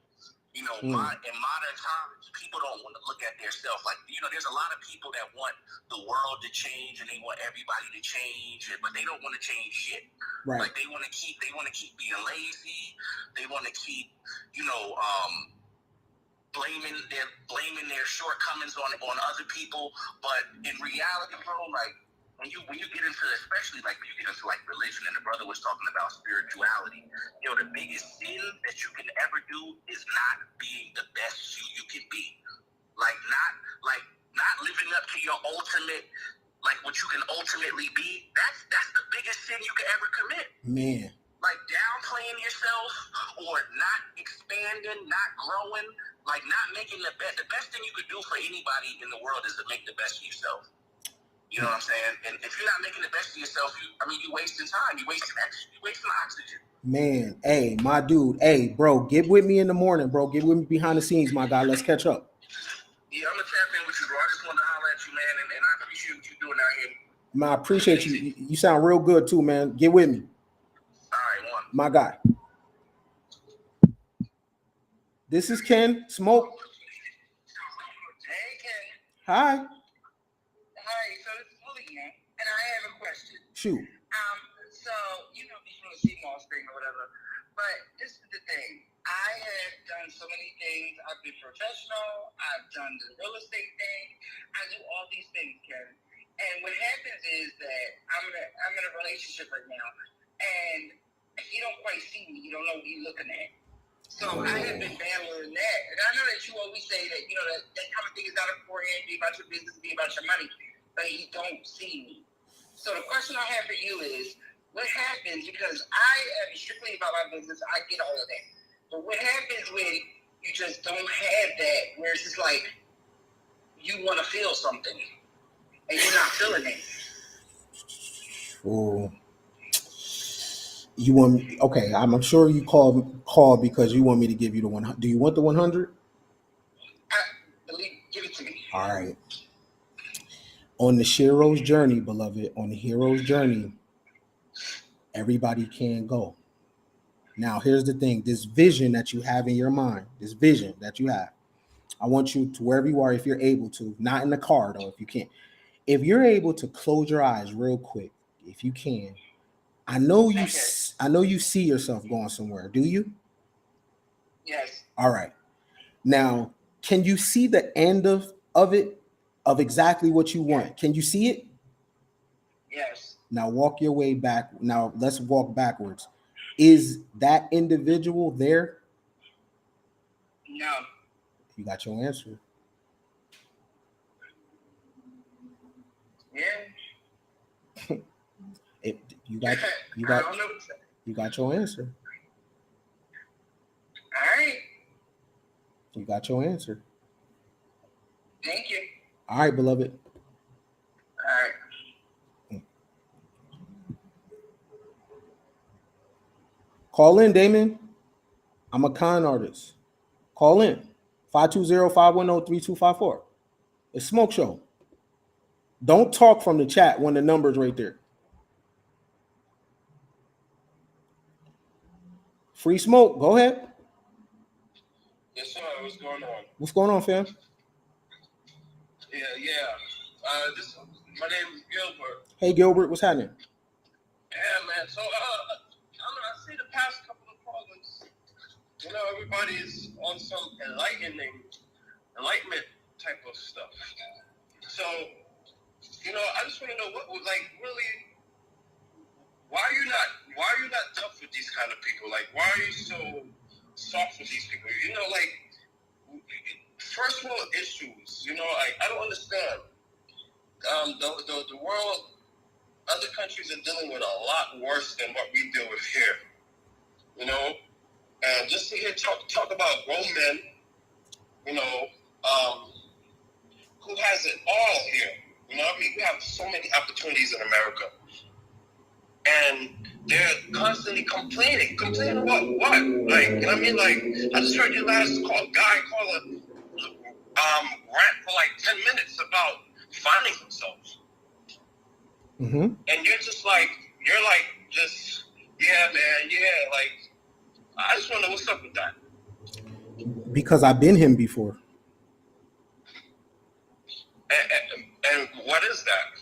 I just really want to know. I've been in that space before where I needed to talk to somebody and I'm looking for answers. See, the life that I live has afforded me to wear a lot of different kind of hats. Therefore, when someone talks to me, I don't deal with judgment of where they at. I will go at a limited belief system, but I'm not the policeman of people's journeys, bro. What would you like me to say to them? First thing first, right? You say you see yourself in him, right? So, yeah. Like what? Like, you didn't have an education growing up? Like, you didn't go to high school, or you didn't go to elementary school, or like... I dropped out. Were you, like, not afforded an education growing up? I dropped out of school. Oh, in high school? I dropped out in the 10th grade. Oh, okay. And then, that's because of, like, your own decisions, bad decisions and whatnot? Yeah, for sure. And obviously, we all go through life, right? So, yeah. And life circumstances. Would you say that also? Yeah, for sure. Okay, so I would tell him, I would find his level of, competence or whatnot. What went wrong with him? You understand? Rather than have him go on like that, because obviously it's your show. You want people, you have more people to talk to. Like, most people don't want to hear somebody rant 10 minutes about finding themselves, Here's the thing, bro. First off, a Black American male does not even have a place where he can go tell that to somebody. You know that, right? I disagree with that, but continue. Are you from here? Yes, I'm from here, yeah. Born and raised? Yep. Okay. So what you're saying, where are you from, bro? I was afforded the opportunity to travel to different countries and see how it is over there. So what you're telling me is that a Black American male does have spaces where they can say something vulnerable about finding themselves. He can go tell people that. That's what you're saying? For sure. Name one. For sure. Name one. Name a Black male? No. Name where Black males go to talk like that. It could be someplace local. Give me an example. It can be in books. Well, all right. Well, to talk his feelings, right? Therapy.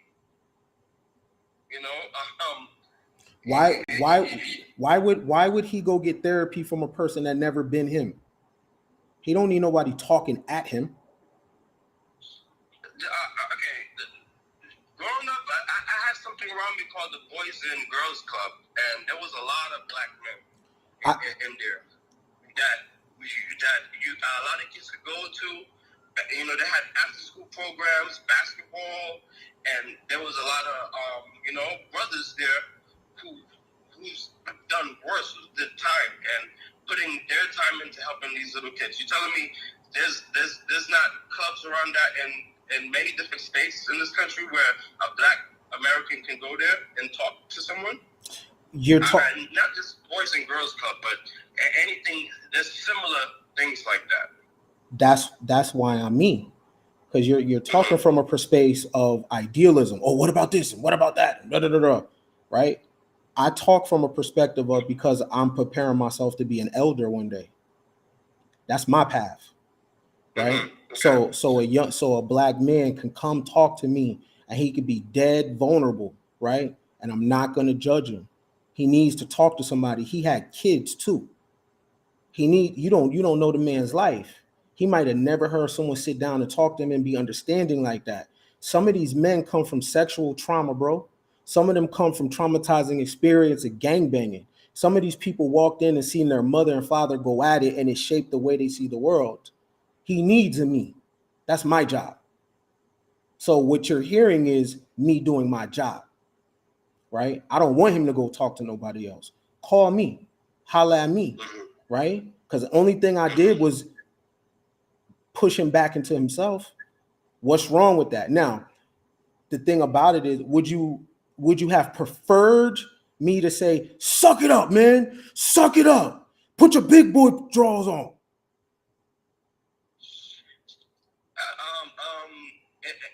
Well, not in those words, but in a sense, yeah. Why? Honestly. Why? Because as black men, we can't go on a path of soothing someone's weaknesses. Like, we have to, yes, heal, but we have to basically suck it up and go on with life, because you see what's going on in the world right now with teenagers. These are 18-year-olds going to school, shooting up schools, bro. Like, yo. And you believe that's how they. Unfortunately, it's white people doing it. But you understand, we gotta attack the problems with our race now and diligently. And we can't have our youth watching like shows like this and listening to men go on, especially black men go on like this. Like, I mean, like, we need to be pretty much diligent with how we speak to these guys and basically tell them, yeah, you got to suck it up. You have to continue and live on life and make yourself better. And maybe you can point him and guide him to avenues where he can do that. Maybe to be more sympathetic, I guess. But yeah, I would have you do that. Yeah. The black American is dealing with low self-esteem, bro. The man and the woman. The black American really doesn't have a safe space to go chop it up with somebody. I'm not going to bring somebody on my platform, no matter how they come, bro, and I'm not going to feed them to the wolves and make them a goddamn world star clip. I don't do that. You don't know what that man could have had a gun in his lap. How many funerals you been to, bro, of young people that's dead? This is what I'm trying to stop. I'm asking you a question. My neighborhood just got killed. No. How many funerals you been to of young people that's dead? You personally? Quite a few, man. Quite a few. All right. You don't think they needed somebody to talk to, bro? They needed a role model. Yes, they needed a role model. They needed someone to guide them. They did have people to guide them. They had people talk to them, not in an intimate way. Let me tell you what I mean by what I'm saying. I'm preparing myself to be an elder, right? Mm-hmm. Preparing myself to be an elder means that anybody could come to this table and I can listen and I know exactly what I needed to say to them. He wasn't the person that I need to say, suck it up, suck it up. I know who that is, right? I do this shit, right? So I'm called to do what I'm doing, right? And that man wanted to talk in an innocent space without being judged, without him being, oh, go find your purpose. You know, these people don't even describe that. They're not even living out what the fuck they're talking about. Anything that I talk about, I'm a full embodiment of it. I even talk about my worst moments regarding it. Your legacy lives through people, bro. Right? So I'm not going to tell this person, yo, go suck it up. Well, he ain't need to hear that shit. He needed to chop it up with me. Okay, and you say, and you're doing this to try to be an elder, correct? That's what I'm going to be. Okay, that's what you're going to be. So, but how how strong of an influence would you be? You know, like just basically talking to people over Facebook and over the phone. Like, wouldn't it be better for someone to be around you physically or on a everyday type of basis for a better influence? You think like over Facebook and a 10-minute call is gonna do the trick? Have you ever seen the Bible and the Quran transform a junkie's life, and they never met the people in the Bible? I have not actually. I'm from the trenches, bro. I have. So I know killers. I know killers, bro, with bodies that the last thing they had to turn to was the religion, whether I disagree with it or not. Listen to what I'm telling you, right? And words in a book transformed a man's life that used to take life, bro. Right? Now, when you sit down and you talk to a dude that just killed somebody and he's haunted by that shit, and the only thing that took his mind off that was this ideal of salvation and redemption. So you're asking me, can a telephone call transform somebody? Can a video transform somebody? Fam. What I'm saying is the Bible and the Quran is pretty immersive, right? You'd have to spend hours a day, reading scripture, understanding what that scripture means, perhaps a little study, Bible study with others, It's a pretty immersive thing. That alone can change someone when you're constantly around. But I'm saying, as far as you, 10-minute phone call, video, a little chat, is that really going to change someone's mind from, if they have a gun in their lap, from shooting themselves,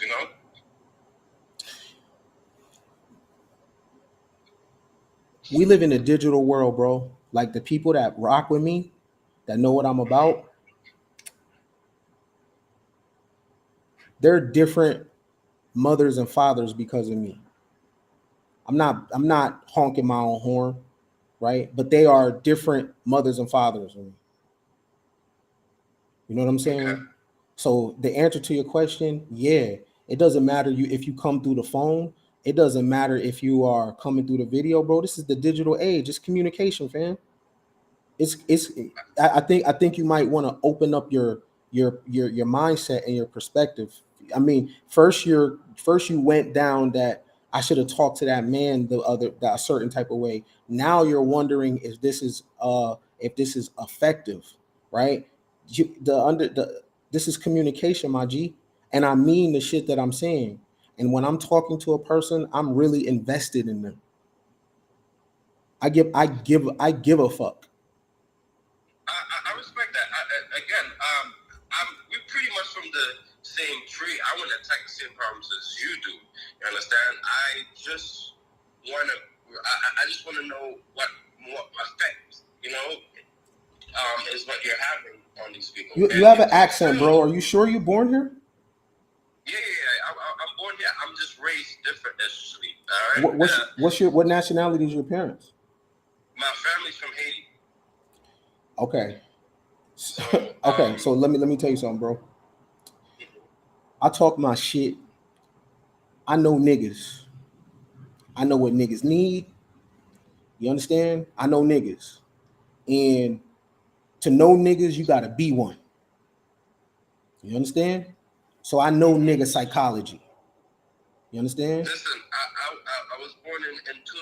I was around growing up in two different worlds, bro. So I know niggas also, and I know different other mindsets. My G, my nigga, you don't know niggas, bro.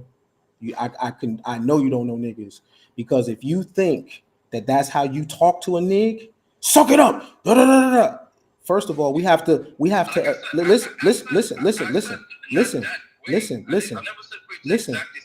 listen. Before I can talk to somebody like that, we have to establish some rapport. We need some rapport, bro. We need some type of trust. The only thing niggas get is tough love. It's all tough all damn day from the environment. You got to have some type of rapport, my G. You don't know niggas. I know niggas. No disrespect to you. My mama was one. My daddy was one. My grandparents was from. We from the nigga trenches, so I can listen to him and know exactly where he at. He 33 with children, and he's trying to find himself. And you're telling me, suck it up. Oh, that's what you think. That's what you think he needed to hear. He didn't need to hear that, bro. He needed somebody to talk to, fam. How old are you, bro? How old are you? Bro, bad decisions, bro, with kids, bro. And he got to find himself. Now it's like it's transpiring to the kids now, because now he's busy worrying about finding himself while he has kids. But I'm to answer your question, I'm 33 also. You 33, okay. Yes. 33 also with kids also. I've made mistakes. What you're missing though is the intimacy of the nigga. Now, trust me, I'm hard on niggas. That wasn't the call to be hard on him, bro. I know when to go in. That wasn't it. He wanted to know something, right? Now, that's the difference of when you're training to be an elder and you're not. I'm training I just use him as an example. But I'm saying though, the elder, bro, has to know how to speak in tongues, meaning you have to know who to say what to at what specific time, bro. And that was not the time to go in. And I don't make world star clips, my nigga. I don't do average at best. I'm not with none of that shit. Nah, you went to Kevin Samuels. No. Yeah, these is real. You're your own person. You're your own person. You're not Kevin Samuels. You're your own person. I'm not saying for you to go in on him. I'm saying you was looking for a viral moment, bro. You was looking for a world star clip. No, I was just looking for more so like, yo, bro, like, yo, you know what I mean? Like, this is what you gotta do, man. Like, you know what I mean? Like, type-ish. Not to go in on him. That wasn't the conversation, though. That wasn't the conversation.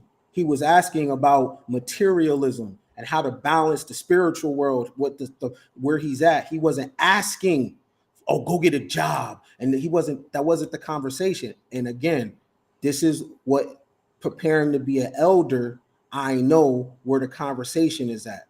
I said exactly what he needed to do. He needed a friend in the moment, bro. A friend, my nigga. But I know niggas though. You know what I'm saying? So I know what niggas need. So there's a certain intimacy though.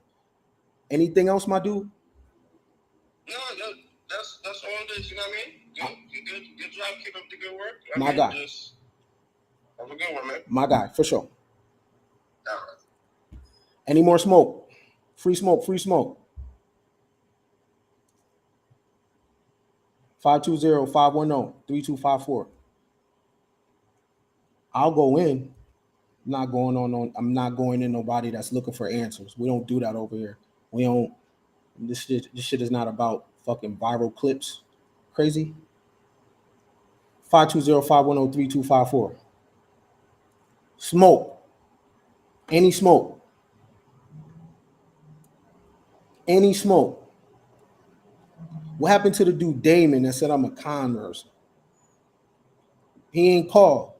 You know what I'm saying? Be woofing from the comment section. 520-510-3254. No smoke? Because then when I go live tomorrow, it's going to be people in my comment section trying to get my goddamn attention.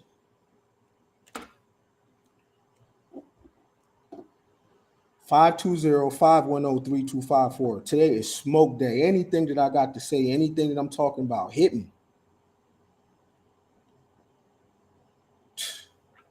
That was crazy. Nah, man. You know what I'm saying? Nah.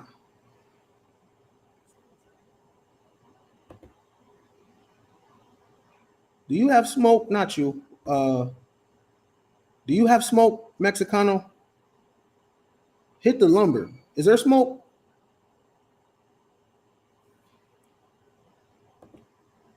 Don't kick it in the comment section. Come through. I'm addressing all smoke. 520-510-3254. That's interesting. No smoke. What happened to the dude Damon? Right? That's a bad look too, because it be from men, right? And then y'all have the women seeing y'all. Like when it's time to have an actual conversation, mute. But y'all be in that comment section though. You know what I'm saying? 520-510-3254.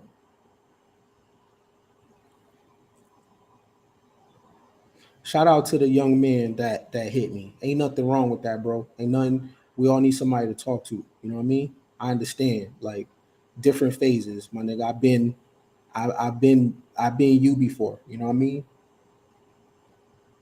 No smoke? Somebody just hit me last. 510-32. What's my number? 520-510-3254. Don't call me after the video's over. None of that.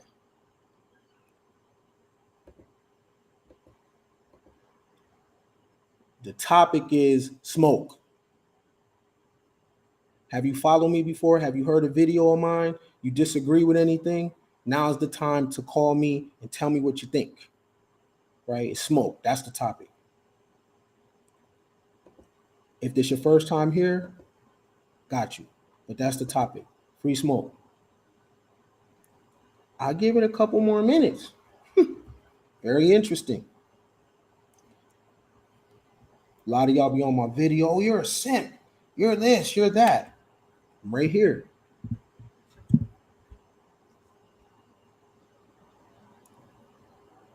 And I'm going to let you talk. I'm going to let you go in. What's good? No smoke?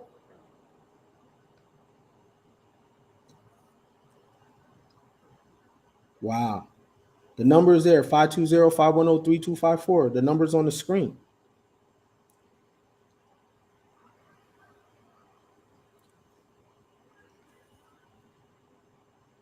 If you don't have smoke and you want to call and there's something you need to say or something I can help you with, you could call too if you don't have no smoke. If there's no smoke, I don't want to force smoke if it ain't no smoke.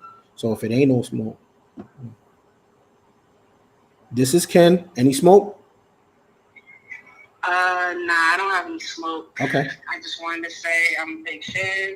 I've been watching you since Tough Talk Tuesdays. Oh, you go back. I really enjoy your content.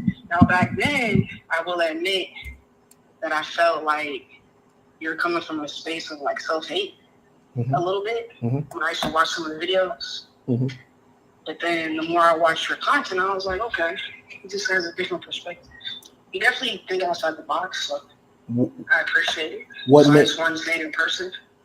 Oh, I appreciate you. What made you say self-hate though? Why that? I can't even remember the video, but it was during the Tough Talk Tuesdays, and it was like, I don't know, you used to say a lot of stuff about like how, you know, black people were like, we're doomed, like we ain't finna do shit. And so I was like, damn, I don't know, it just kind of hit a nerve. Like, how do you say that about all black people? So what's the self-hate about that though? How does that make me hate myself at that specific time? Like, well, because you had mentioned what you had came from. Yeah. You know what I mean? You were talking about your parents. Some of that was like tied in with like, you know, some stuff to do with your mom. And so I don't know, I just started piecing shit together. In my mind, I took it as like, okay, well, maybe this brother's coming from a little bit of like anger, maybe a little self-hate from his own childhood. You know, I don't know. That was just my initial thought process. I don't really feel like that now, though. That was just in that moment. What changed? What did change? I think I watched more of your videos, and then I started to see kind of like, I don't think it was so much of a space of self-hatred, but maybe just like you be saying, like, you're just tired of like nigga shit, you know? I think you're just calling it out for what it is, because it is a lot of bullshit, that behavior that comes with the culture, that comes with being quote unquote black, that a lot of us take on that maybe we shouldn't be taking on as an identity. I mean, that's at least what I get out of the videos. If a man, a lot of what you talk about. If a man and a woman wakes up every day out the year and they drink soda, is that self-hate? It could be considered that, yeah. Okay. If a woman looks in the mirror and she doesn't like what she sees, is that self-hate?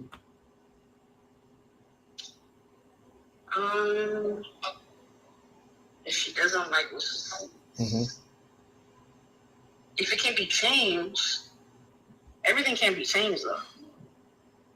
But if it can be changed, then maybe not. I guess it's not. Okay. If a person just wanting to shift. Okay. If a person gives and gives and gives to other people and never do anything for themselves, is that a form of self-hate? Most definitely, yeah. Okay. So self, we was educated wrong, fam. Self is not on the outside of us, man. Self is on the inside of us, and it doesn't have nothing to do with anybody else. So we were taught and trained and educated in order to love self that you had to accept other people, right?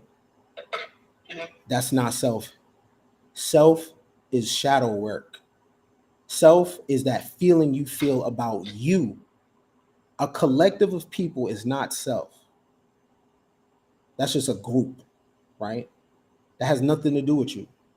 So if I say, man, I think these Negroes are doomed, that is not self-hate, because that has nothing to do with me, because I'm not a collective, I'm an individual, right? Self-hate is how you treat yourself. Self-hate is okay. Self-hate is. But in that same conversation, I think you did refer to yourself as a nigga too. So I got nigga tendencies. I think that's why I don't remember the video. You know what I mean? Yeah, no, okay. So look, I'm very into something called the occult. Like, so I'm about another, like I'm tapped into another realm, right? So yeah. I can be a lot of different things, and some of them they're contradictions to each other, right? So I can talk about nigs and not be them at the same time, but then again, I understand them because I have nig tendencies. You know what I'm saying? So, for example, you might hear me talking like we're talking right now, and I'm so enlightened, right? But you catch me in my nigga tendencies, I might be at the bar standing on top of the counter. Yeah, that's balance, right? Exactly, right? Everything and nothing at the same time. So, but here's the thing. The ability to turn the tendencies off and on. So I'm from a certain environment. So I'm able to turn the tendencies off and on. It's not my life. I'm not that. So I can come into black shit when I want, and then I can put it down when I want to. So I'll give you an example. If we're out and about and we're at a picnic or a cookout and the electric slide come on, oh, I can turn the shit on. Boop, I know what that is. Right? I know how to identify with that. But at the same time, there's different parts about me where I put that shit down and I pick my individual self up. You know what I mean? Yeah, so that the key is to deal in extremes and to allow yourself to go into different ranges. And you never want to be a part of the black app, because the black app is very policing. So when you talk, they have to compartmentalize you when you say something. You know what I mean? Oh, you're that. Oh, that's a right-wing talking point, or you're an agent, or you're a coon. They never ask you for clarity. They automatically have to make you into something. They gotta put you somewhere. You know what I'm saying? And my word of advice to you, sound like you young. Never be able to be. I'm not that young. You younger than me? I'm 33. Oh my God, you young. I know you from IG. I'm always hitting you up in the DMs. Yeah, you young. You know what I mean? But look, never be able to be put somewhere. Never be where niggas can find you. Never. Always be water. Always be fluid. You know what I mean? Okay. Pick yourself, right? The only form of self-hate is if you don't pick you. If you don't pick you, that's self-hate. You don't gotta pick these people. You don't gotta pick them. Who are they? You don't gotta pick them. I don't know if anybody ever told you that. You don't gotta pick them, no.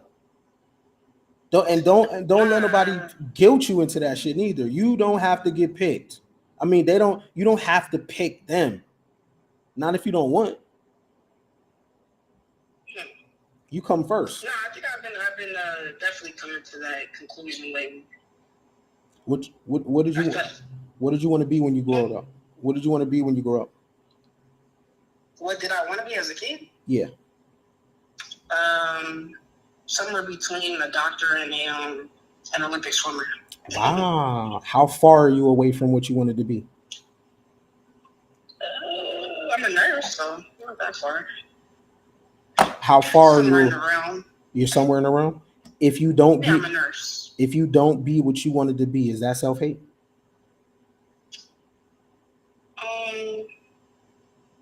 Somewhat yes and no. Dreams do change. Listen, but I see where you're going on. All right, dreams can change. All right, I'm gonna ask you again.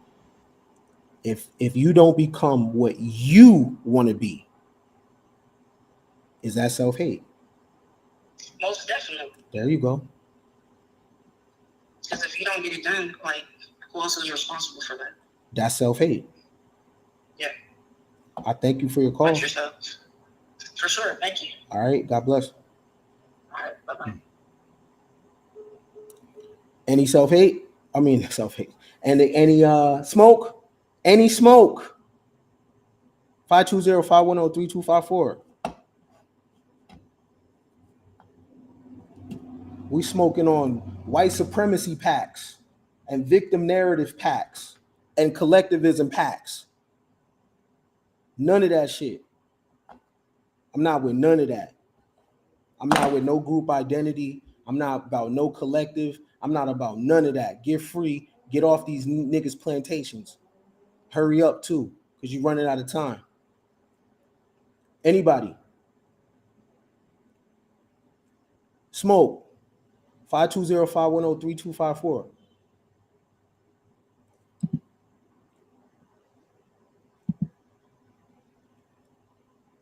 Rice. What are you saying no to? Smoke. Any smoke. 520-5103. I'm not gonna beg for the smoke. Is there any smoke?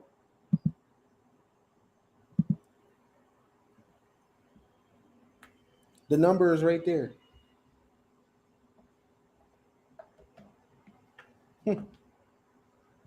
Very telling. My son.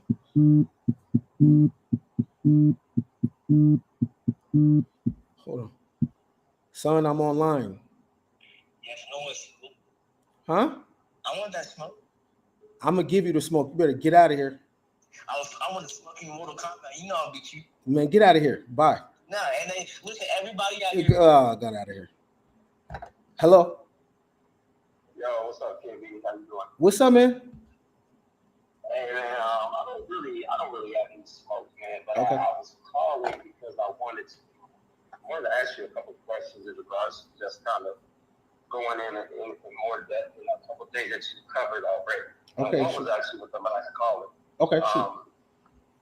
First question is, you mentioned something that kind of like hit me with like a Mike Tyson uppercut. And you were like, is it self-hate that you didn't like realize your dream or whatever your goal was when you were growing up, right? Right. Like, can you go in deeper with that? Because for me, I'm thinking about it like, damn, is that self-hate? Because I didn't realize what, my ultimate goal and my ultimate dream was as a kid.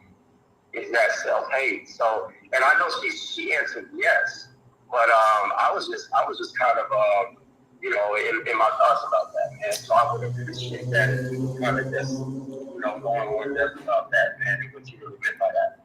Man, bro, all we got is the dream, fam. You know what I mean? All we got is the dream. Now, when we're a kid, right, we want to be all this stuff, right? And these ideals come from inside of us. It come from the inner world. That's the self, right? And when we don't, that imagination, that's the self, right? And what is the reason you don't become what you're supposed to become again? Because you became a mom, and because you became a dad, and then when I started taking care of people, or I had an obligation, right? And we deny ourselves, right? How is that not self-hatred? But we'll say who you marry is not the right skin tone. That's self-hate, right? But the people that are saying or policing you, they gave up all their dreams, but they're telling you that you have self-hatred because who you choose to have an attraction to. That's self-hatred, because you didn't marry a person that looked like your mom. First of all, I'm not sexually attracted to my mother. So why would I want to pick a person that looks like my mom? That's the dumbest shit ever. You understand? I'm not sexually attracted to my mom. There's no sexual attraction there. I'm attracted to, but I'm just giving you an example. That's trivial, but they'll say, you know what? If I choose to mate with a specific person, if she doesn't fit the Negro acceptance, then I have self-hatred. Huh? Right. But I would argue, if I'm doing something that makes me happy, that is the total opposite of self-hatred. The fact is, bro, Black people in America don't have no clue what it is to tap into the self, because the Black community in America sees itself as a group. I don't see myself as a group. I'm an individual that happens to rub shoulders with other people that I agree with, right? That to accomplish specific things. But I'm not a group, bro. I'm me, right? So, man, you a lot of people, man, they get sick, ulcers, cancer, and they die with a broken heart. They have a broken heart, man, because they really want to be something. And you know what's messed up, man?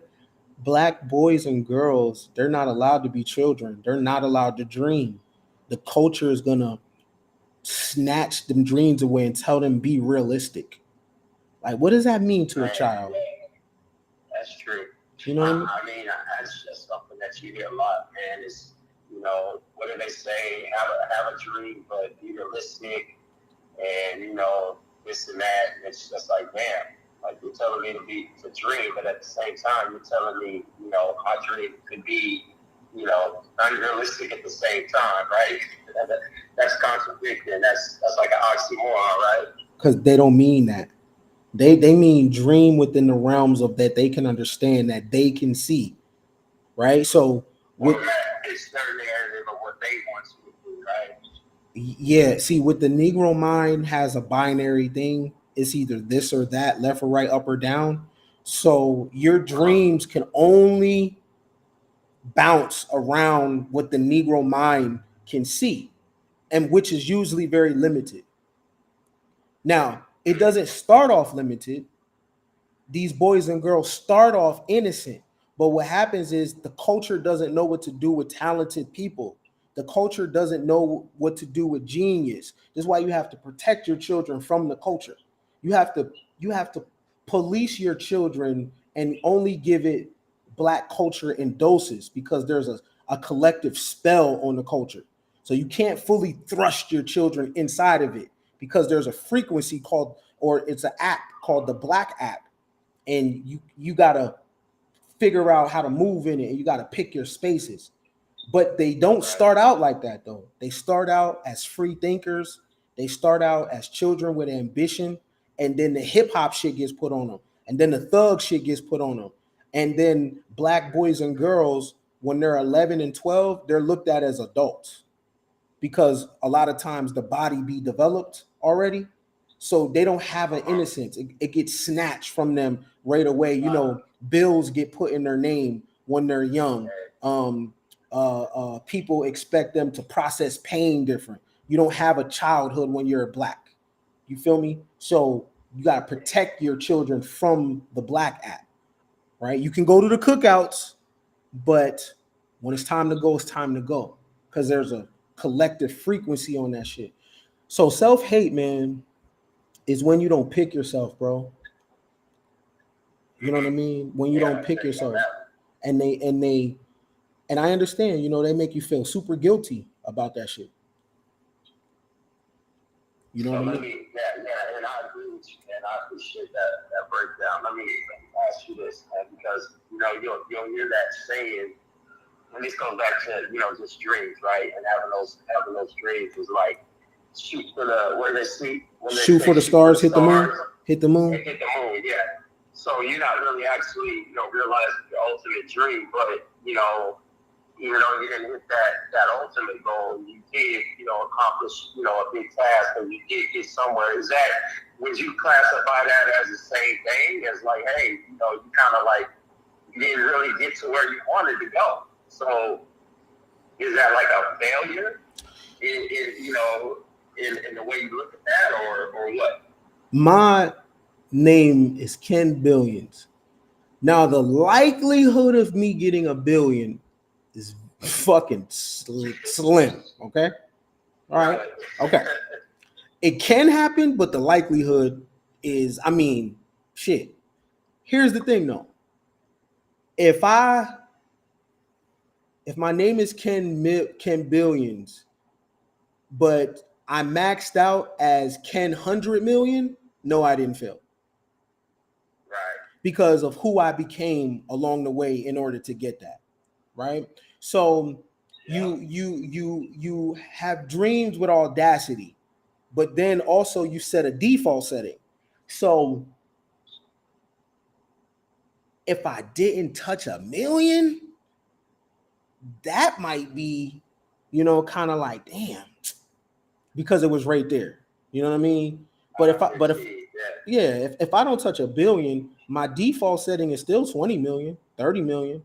I'm still creating a default. So you have audacity, right? But then at the same time, you create a default that let's say it don't happen, where did you land up? Are you still above the norm? I'm still at the top. Yeah. I see what I'm saying. I see what you're saying. Yeah. Look. All right, cool, man. That's what's up. Hey, look, put it like this. So let me tap into some nigga shit real quick. So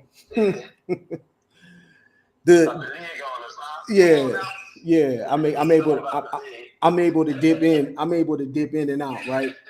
So if my ceiling is I want to scrape a Beyonce, but I only scrape a Kelly Rowland, nigga, I'm winning.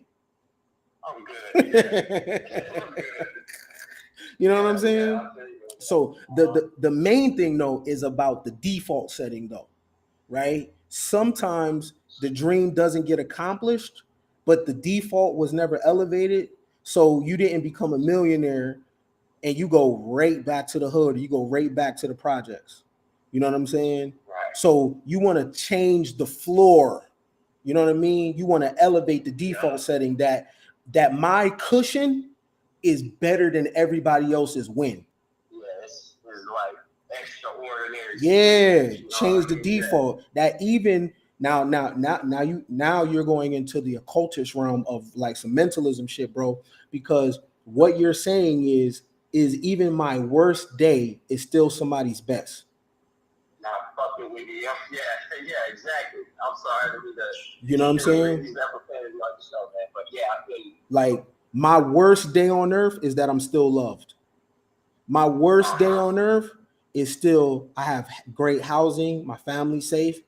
That's some mental shit though. So your pendulum doesn't have to swing from extreme to extreme like that. You can freeze that pendulum. You know how the pendulum goes back and forth from extreme to extreme?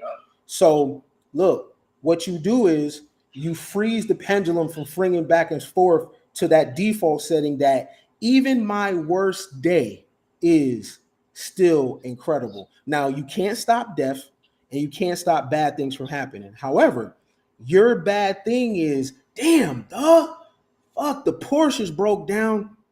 I'll take the Range. Yeah. That's what I'm talking about. That's a different type of flex right there. Yeah, you change now you are dealing with the realm of like real mentalism, bro, where you are and that's where it starts. So the thing about it is that's why it's important to come out of the black frequency, because the black frequency, the default is struggle.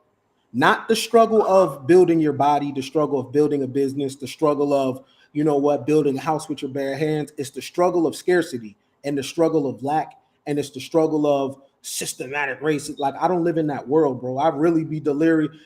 The racism could be going on around me, and I just don't see it because I think everybody likes me. I'm like Shallow Hal. Yeah. So, I mean, I think that's the biggest thing that people are just like not understanding, man. It's like all the oppression and everything that, you know, people are talking about is just not in alignment with where your mindset is at this point in your life, man. And I think the biggest thing that I see with you is the progression from where you were, you know, years ago to where you are now. And a lot of people stay in that same place, you know, and just continue to coast through. But I think you change your mind and you see things a whole different way. And that's why you speak different. That's why your shows look different now. That's why you look like you're doing everything with a spirit of excellence now, man. So, I commend you for that. And I don't want to take too much more of your time, man, because, you might have some real smoke. Ain't no smoke. Ain't about that. They don't got no smoke, man. There ain't no smoke. That's funny how that happens, man. Yeah, ain't no smoke. When it's like camera and action, but it ain't no smoke because any smoke that it would be is once we have a conversation, bro, it's gonna just be something in their limited beliefs, and yeah. I'm not gonna argue with them. I really want to help, right? How can I? After they go in on me, after they say their words to me, you got to have thick skin to do this, right? So after they do that, let's see if we can help the person. You know what I mean? They just, I understand the culture, so it's always gonna come off as combative. But these big ass niggas and big ass girls was once little babies. They're not tough. Yeah. They're scared, and they just need somebody to talk to. They have things within that they need to talk about, or they're not talking about. That's put them in the position that they are now. So I feel you on that. Man, you run up on these people and tickle under their arms, man, they gonna start laughing. For real, man. Listen, you made a post the other day, man, and it was it was in respect to all the oppression posts that you've been posting, but there was one aspect of this post that really caught my eye, man, and it said everything has its season, and then you said that you study mindset now. Mm-hmm. That's the thing that really jumped out at me, man, because I've been studying mindset for as long as I can remember now, because I think that's the one thing that really helped elevate me and kind of do some things that a lot of people, didn't think I could do with respect to where, my goals and my focus was at. So I wanted to ask you in terms of how you go about your studying, like when you study things, because I obviously you're a study dude, and nobody would think that you're a dropout at all. But what type of what's your process for studying in terms of how you go about reading the literature? Do you take your notes? What's your breakdown like that, man? Because I'm always looking to try to get better at what I do in terms of just retaining the information. Man, all right. So I look for something. I look for a person that can inspire me, right? And I look for somebody that can say something in the concept that I can be. So I don't like to just be on information overload and hear people talk. What I'm looking for is something that I can turn into a concept that I can be. So I try to empty my cup, and then I try to hear something, and I'm like, damn, okay, I try to become that shit right there. You know what I mean? I'm unimpressed with a lot of people's talking though. It's just like Matt, right? For example, let me tell you, I'll keep it real with you. The person that I duck the most smoke from, there's a dude that I don't want no smoke with at all. I want smoke, but I be afraid of this nigga. I'm about to tell you who it is, bro. It's David Goggins. Okay. Oh yeah. I duck his smoke. I duck his smoke because his kind of smoke is my final frontier with everything, right? This is an individual that has pushed his mind to the max, his body to the max. And I know that's like the last stage. He ain't dealing with nothing mystical. He is dealing with a personal performance that is out of this world, right? I don't duck nobody's smoke. I duck his smoke. Like, so when it's days where I might catch myself procrastinating, I'll be like, damn, this nigga's watching me. And I feel hella guilty. You know what I'm saying? Like, I feel like he's looking at me, calling me soft and calling me a wuss. Because David Goggins is practical. You know what I mean? David Goggins is, look, you want to lose weight? What the fuck is the excuse? You want to save money? What the excuse? You want to start a business? What is the excuse, right? That's what old boy wanted you to do, man. He wanted you to go David Goggins on old boy, man. Yeah, nah, I'm not. Nah, see, nah. You know what I mean? But that's, other than that, like people, I listen to Wayne Dyer, I listen to Jack Canfield, I listen to Les Brown, Louise Hale, I listen to Dr. Joe Dispenza, I listen to Ed Milet. I listen to The Possibility, right? And the only thing that separates a lot of these individuals from the common man is that they didn't give up. You know what I'm saying? They didn't give up, and they had an open mind, man. Like you keep alluding to that the mind was open. I'll tell you something else. Here is the great equalizer. Doesn't matter what kind of mindset you have. It doesn't matter what kind of ambition you have. None of that shit. The one thing that's a common thing that of the people that I listen to in terms of mindset is they let love come into their life. Whatever that looks like. And that's how you build the foundation of the business and everything the right way. If you got love in your shit, you love what you do, you practice the art of loud gratitude, right? All the corny sounding words, right? But they're hella impactful. Like, I got it tattooed on my face. You feel me? So like, it's love, my nigga.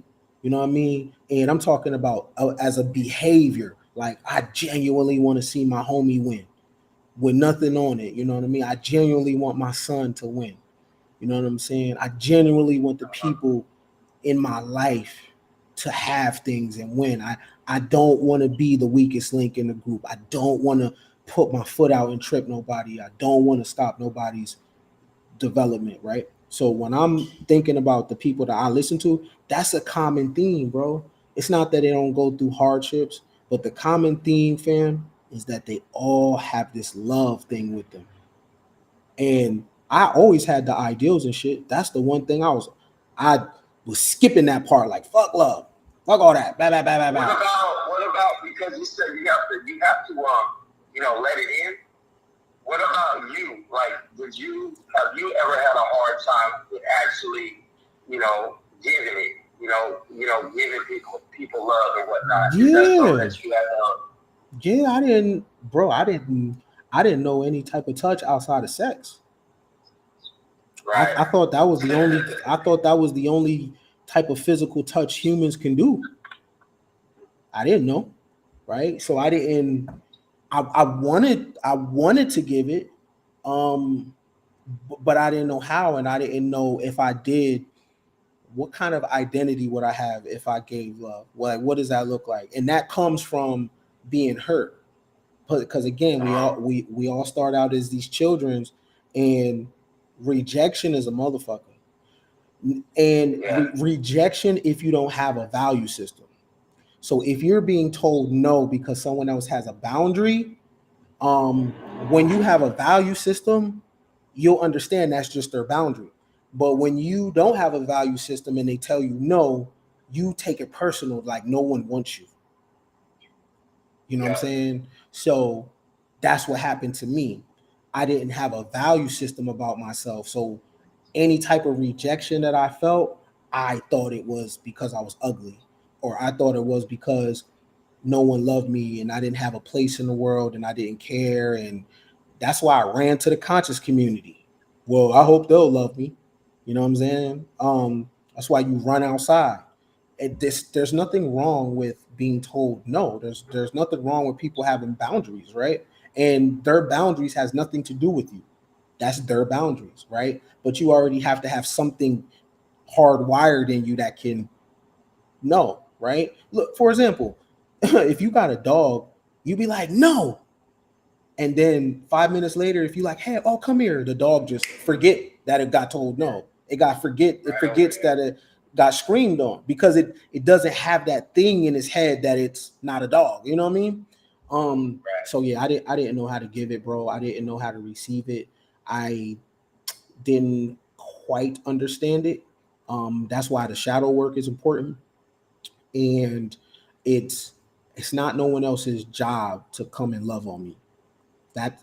They have to make that decision, you know. And we try to bully love out of people. We try to bully love out of our parents. We try to, just bully love out of people like we're entitled to that shit. Like that's why it's all about the hero's journey. And if I really have self-love, my nigga, I'm gonna get that back somewhere. Yes. Now here's the thing though. It might look different though. Right? So we can't expect it to come in a certain type of way.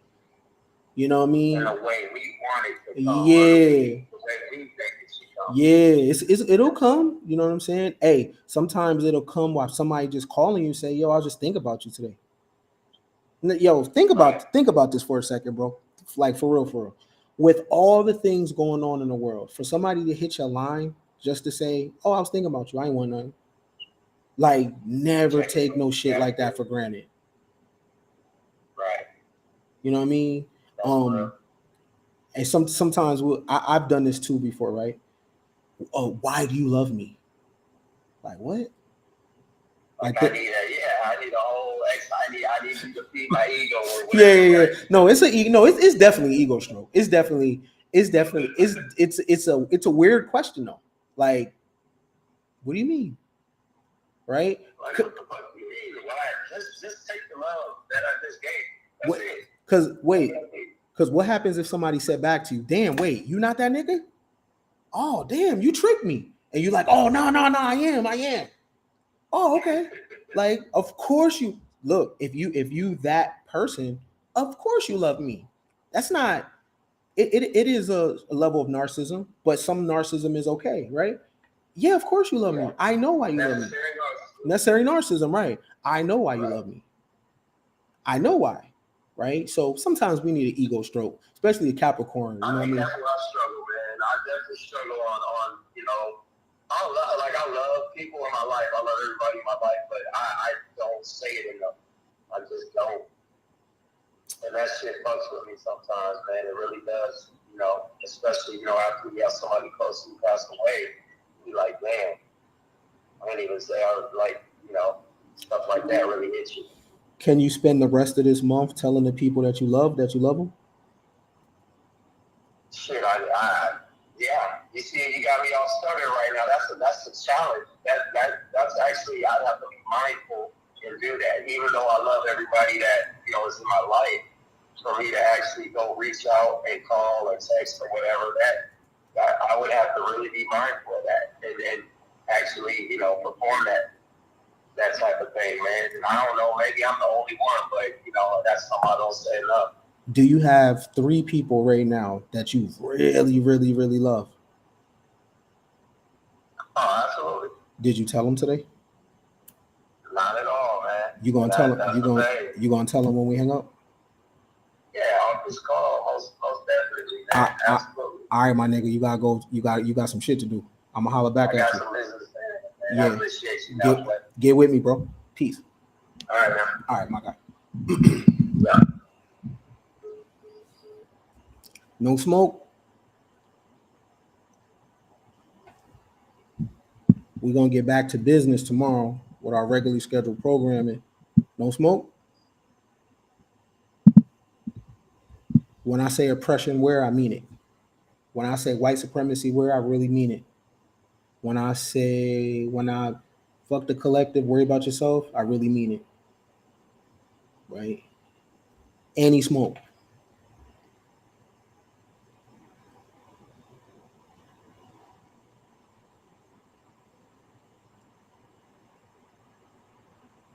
And he smoked.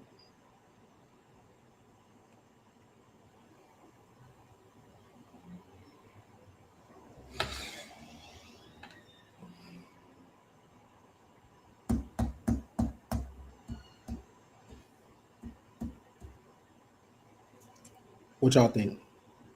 No smoke?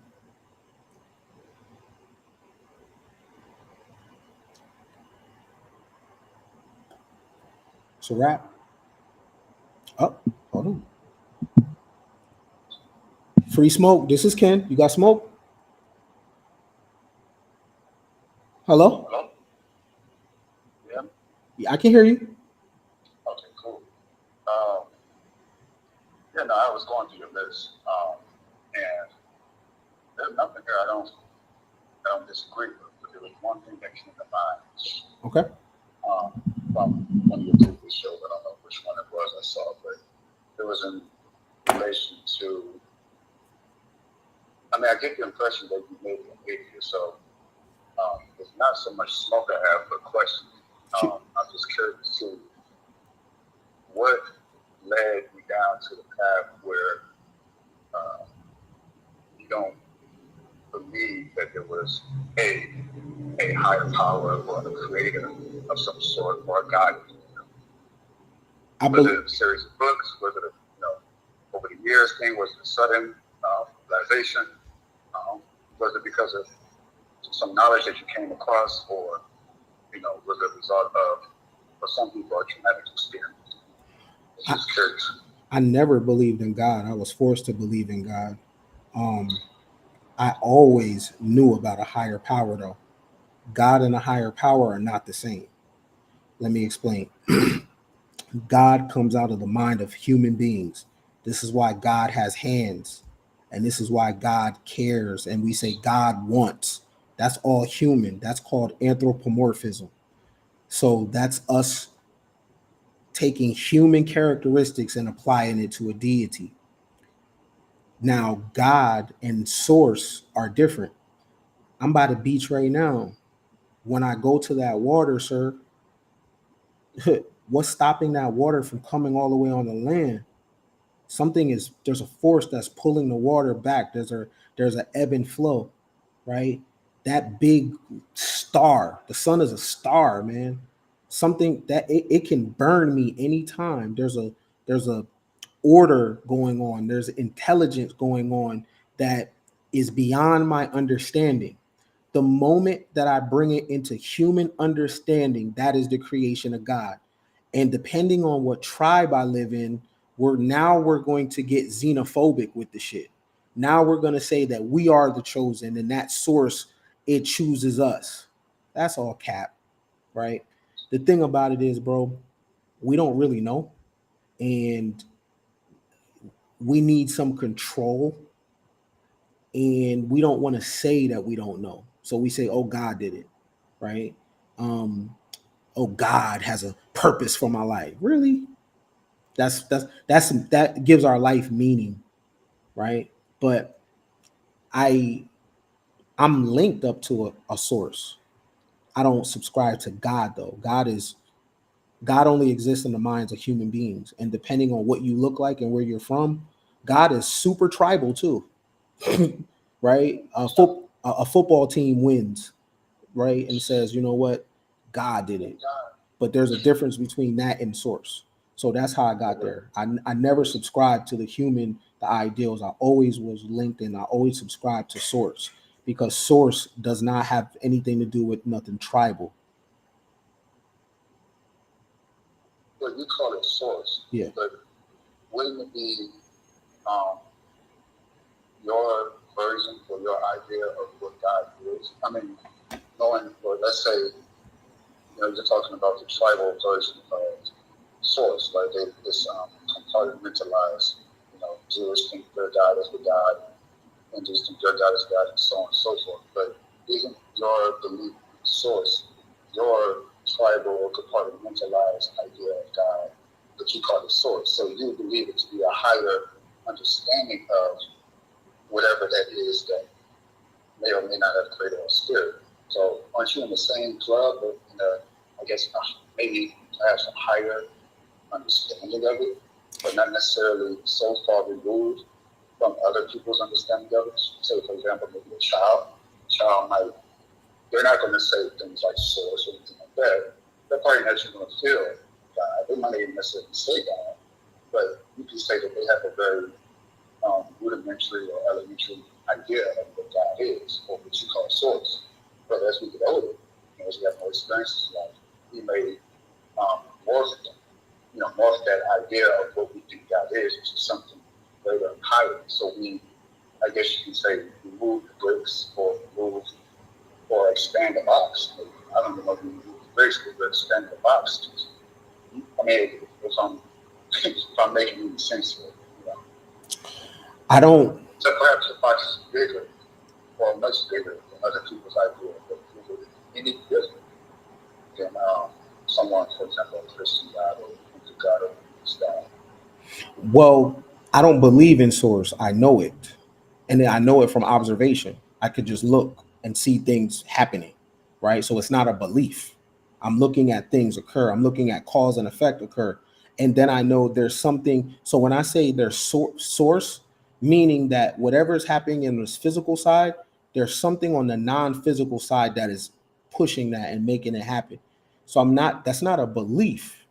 That is me observing and seeing natural occurrences or supernatural occurrences, right? Now, if there is a God, then it would be babies, because we don't know where they come from, and we're looking at something like creation, and they come in as an improvement of us. They're born better than us physiologically, in terms of thought, in terms of empathy, in terms of everything. Each generation winds up being a better version of human, believe it or not. If anything is God, it's the children. And we take that shit out of them and we apply dogma on them. See, the children have a thing that we don't have. They have like this intelligence to where they ask questions and they wonder. We don't wonder. We don't. I say, I don't know. If you ask me, where did all this shit come from? I'd rather tell you than I don't know than to say God did it. See, that's a lazy thing. See, because at least if I say I don't know, we can go on the path of discovery and see what we find. We can look at Sumerian tablets.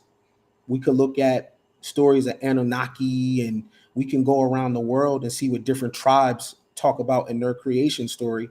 But if I just say, oh God, that's going to stop me from going to Australia, talking to the Aboriginals, right? That's going to stop me from looking into things because now I think I know. See, I don't need the comfort of knowing.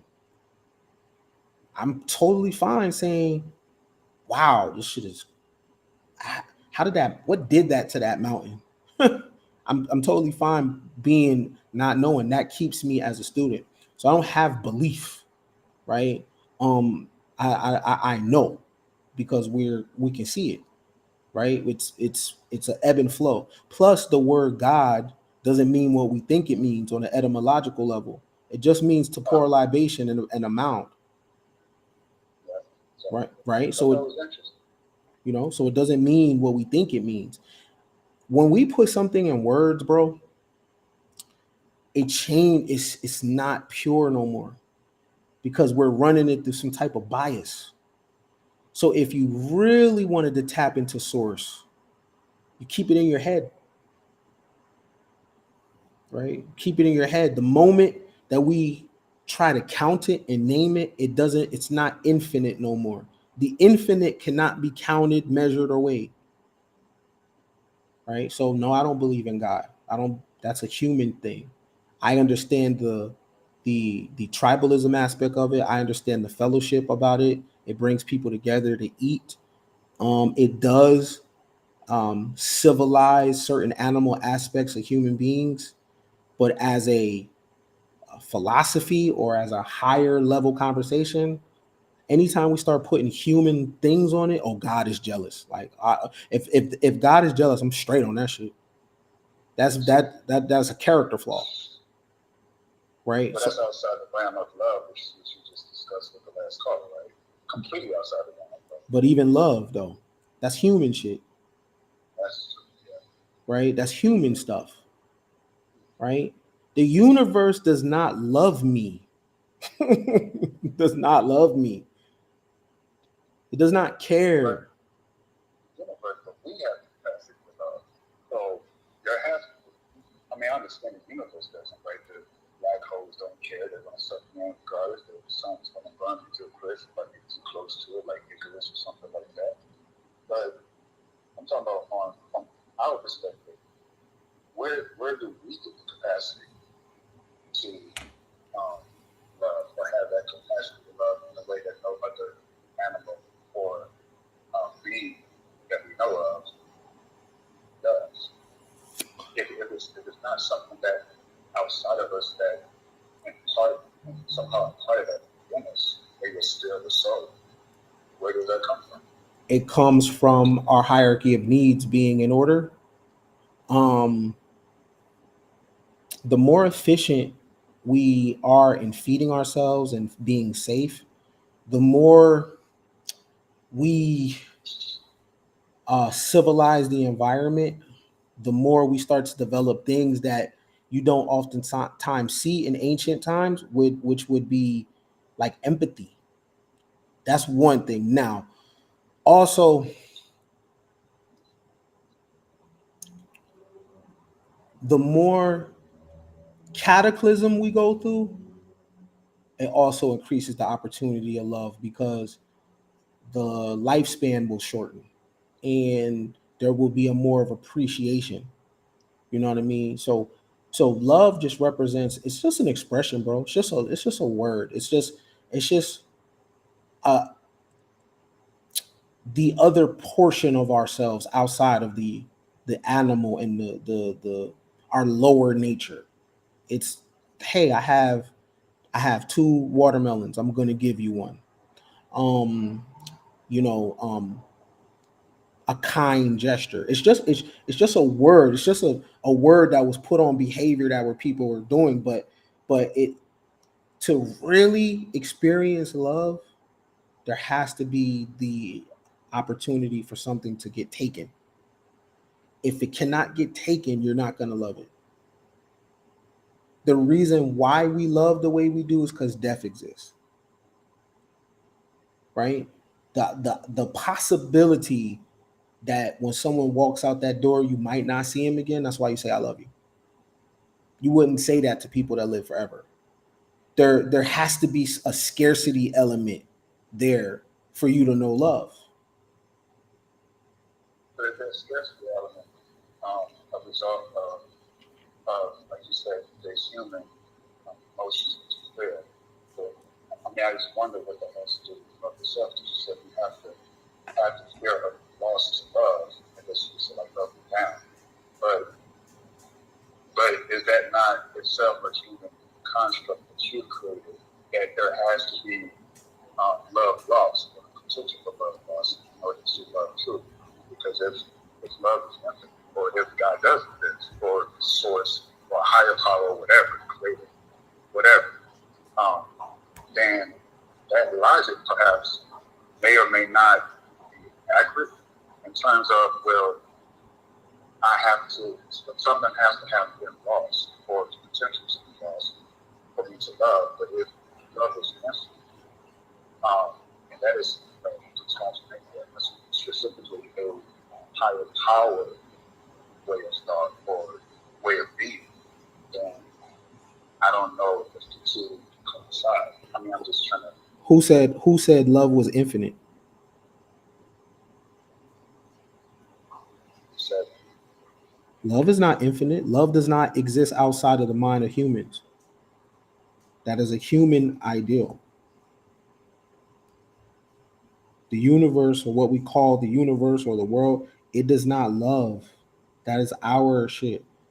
So this is what anthropomorphism is, putting that ideal on the all. The Kabbalion calls it the all, and saying that it loves, it wants. We put the emotional component there, right? Source is just source, right? There's a set of laws in nature, mentalism, rhythm, vibration, correspondence, duality,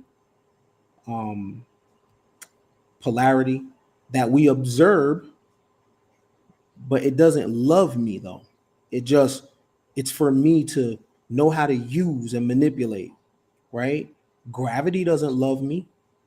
You know how I know? Take the parachute off and see, right? There's a force that's going to pull you down, but love is not infinite.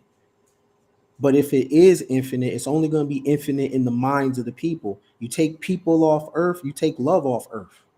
That's human creation, just like God. It's human creation. Source is a description of something. Source from something unseen, because I'm looking at the physical forces of it. It does not have human characteristics to it though, right? God has human characteristics. Oh, God is angry with me, or God wants me. That's, you hear how people talk about God. God wants you, and the Lord knows my heart. Really?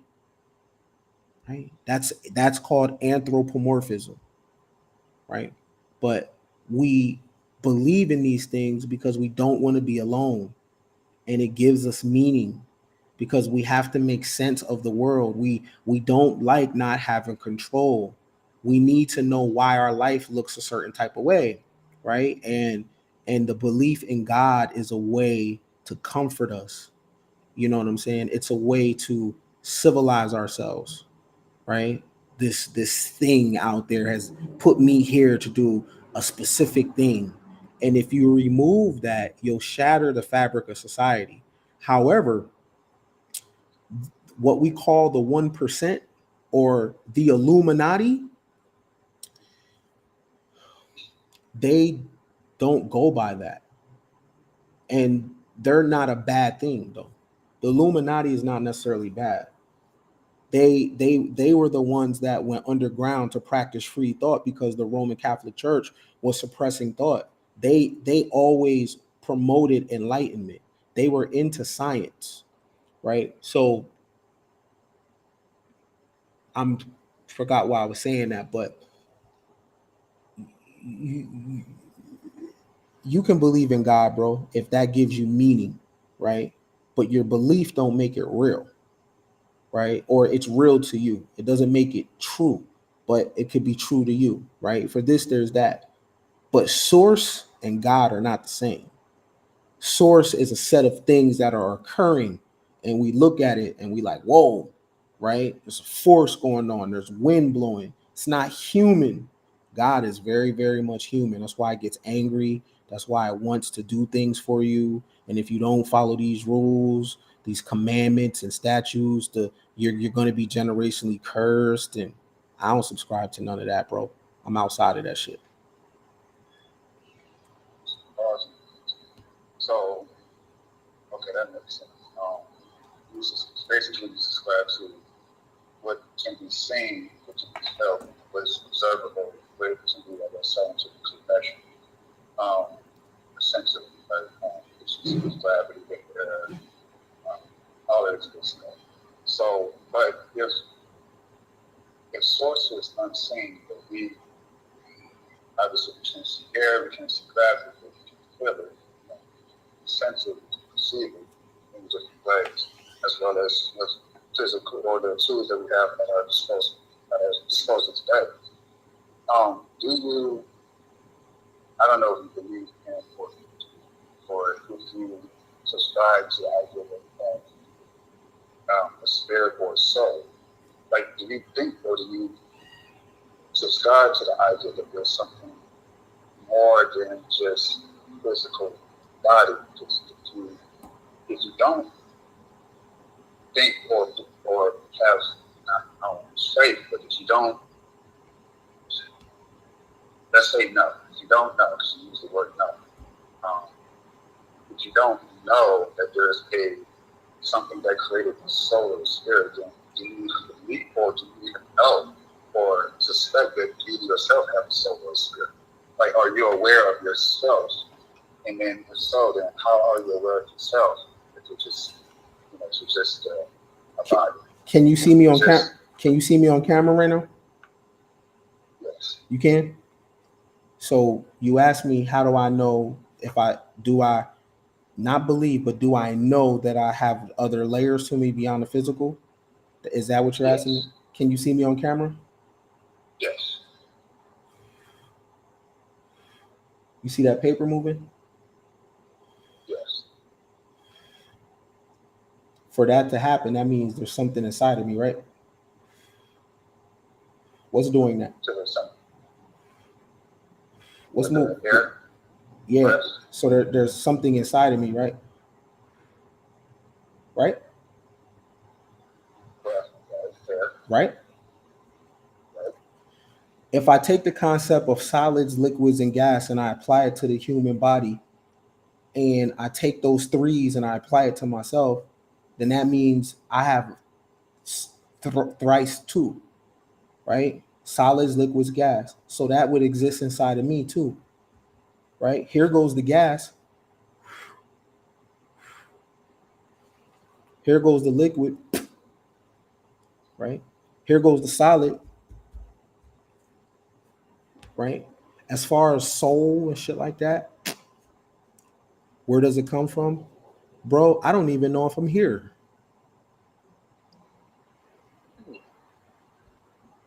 I don't know if I'm here because when I go to sleep, I'm not here. So this thing that's happening here, I don't know. I don't know if this is really happening or not, bro. Because a lot of what I call my past, I gotta be like, damn, the brain can't differentiate what's real and what's not. I don't know if this is a real moment or if I'm in the future, I'm just dreaming that this shit is happening. So I leave the door open for anything, right? And I like to go in the space of, you know what? I don't know. And I don't know allows me to wander, allows me to tap into childhood things and be free with my mind, right? Here's what I do know. Here's what I do know. You get what you put out. Here's what I do know. That your life is what you make it. Here's what I do know. That the tongue is power. Here's what I do know. It's better to give than receive, right? Here's what I do know. You need to take care of yourself. Whatever you need to say it. Here's what I do know. That there really are no limits outside of what we call a physics, bro. That your mind, you can allow it to go anywhere you want. You police it so it doesn't go into deviancy. But here's what I do know. You're on limited time. So whatever it is that you want to be, go ahead and be it right away. And don't let nobody trick you, right? This is what I think. If you believe in a divine or Jesus or Allah, I can come to you in the spirit of brotherhood and I can talk to you about it and I can hear your ideals. And we can have an ebb and flow of agreement, disagreement, agreement, disagreement.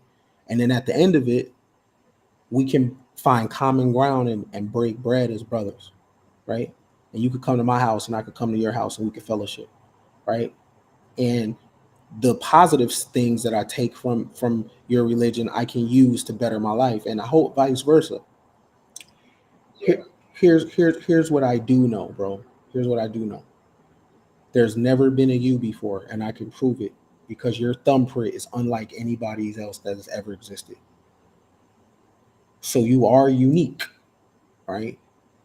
And I don't know where you are in the world, and I don't know what your life looks like.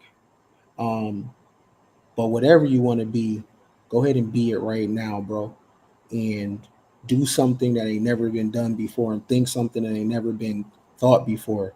And don't let nobody run up on you and take your innocence away, bro. Smile when you want to laugh, cry when you need to cry. Tell people you love them if that's the truth. Eat, taste things, read things, travel, document your life, take pictures. Let people in the future know that you're here. And when it's time for you to go, you transition gracefully, right? And just tell the young people the truth.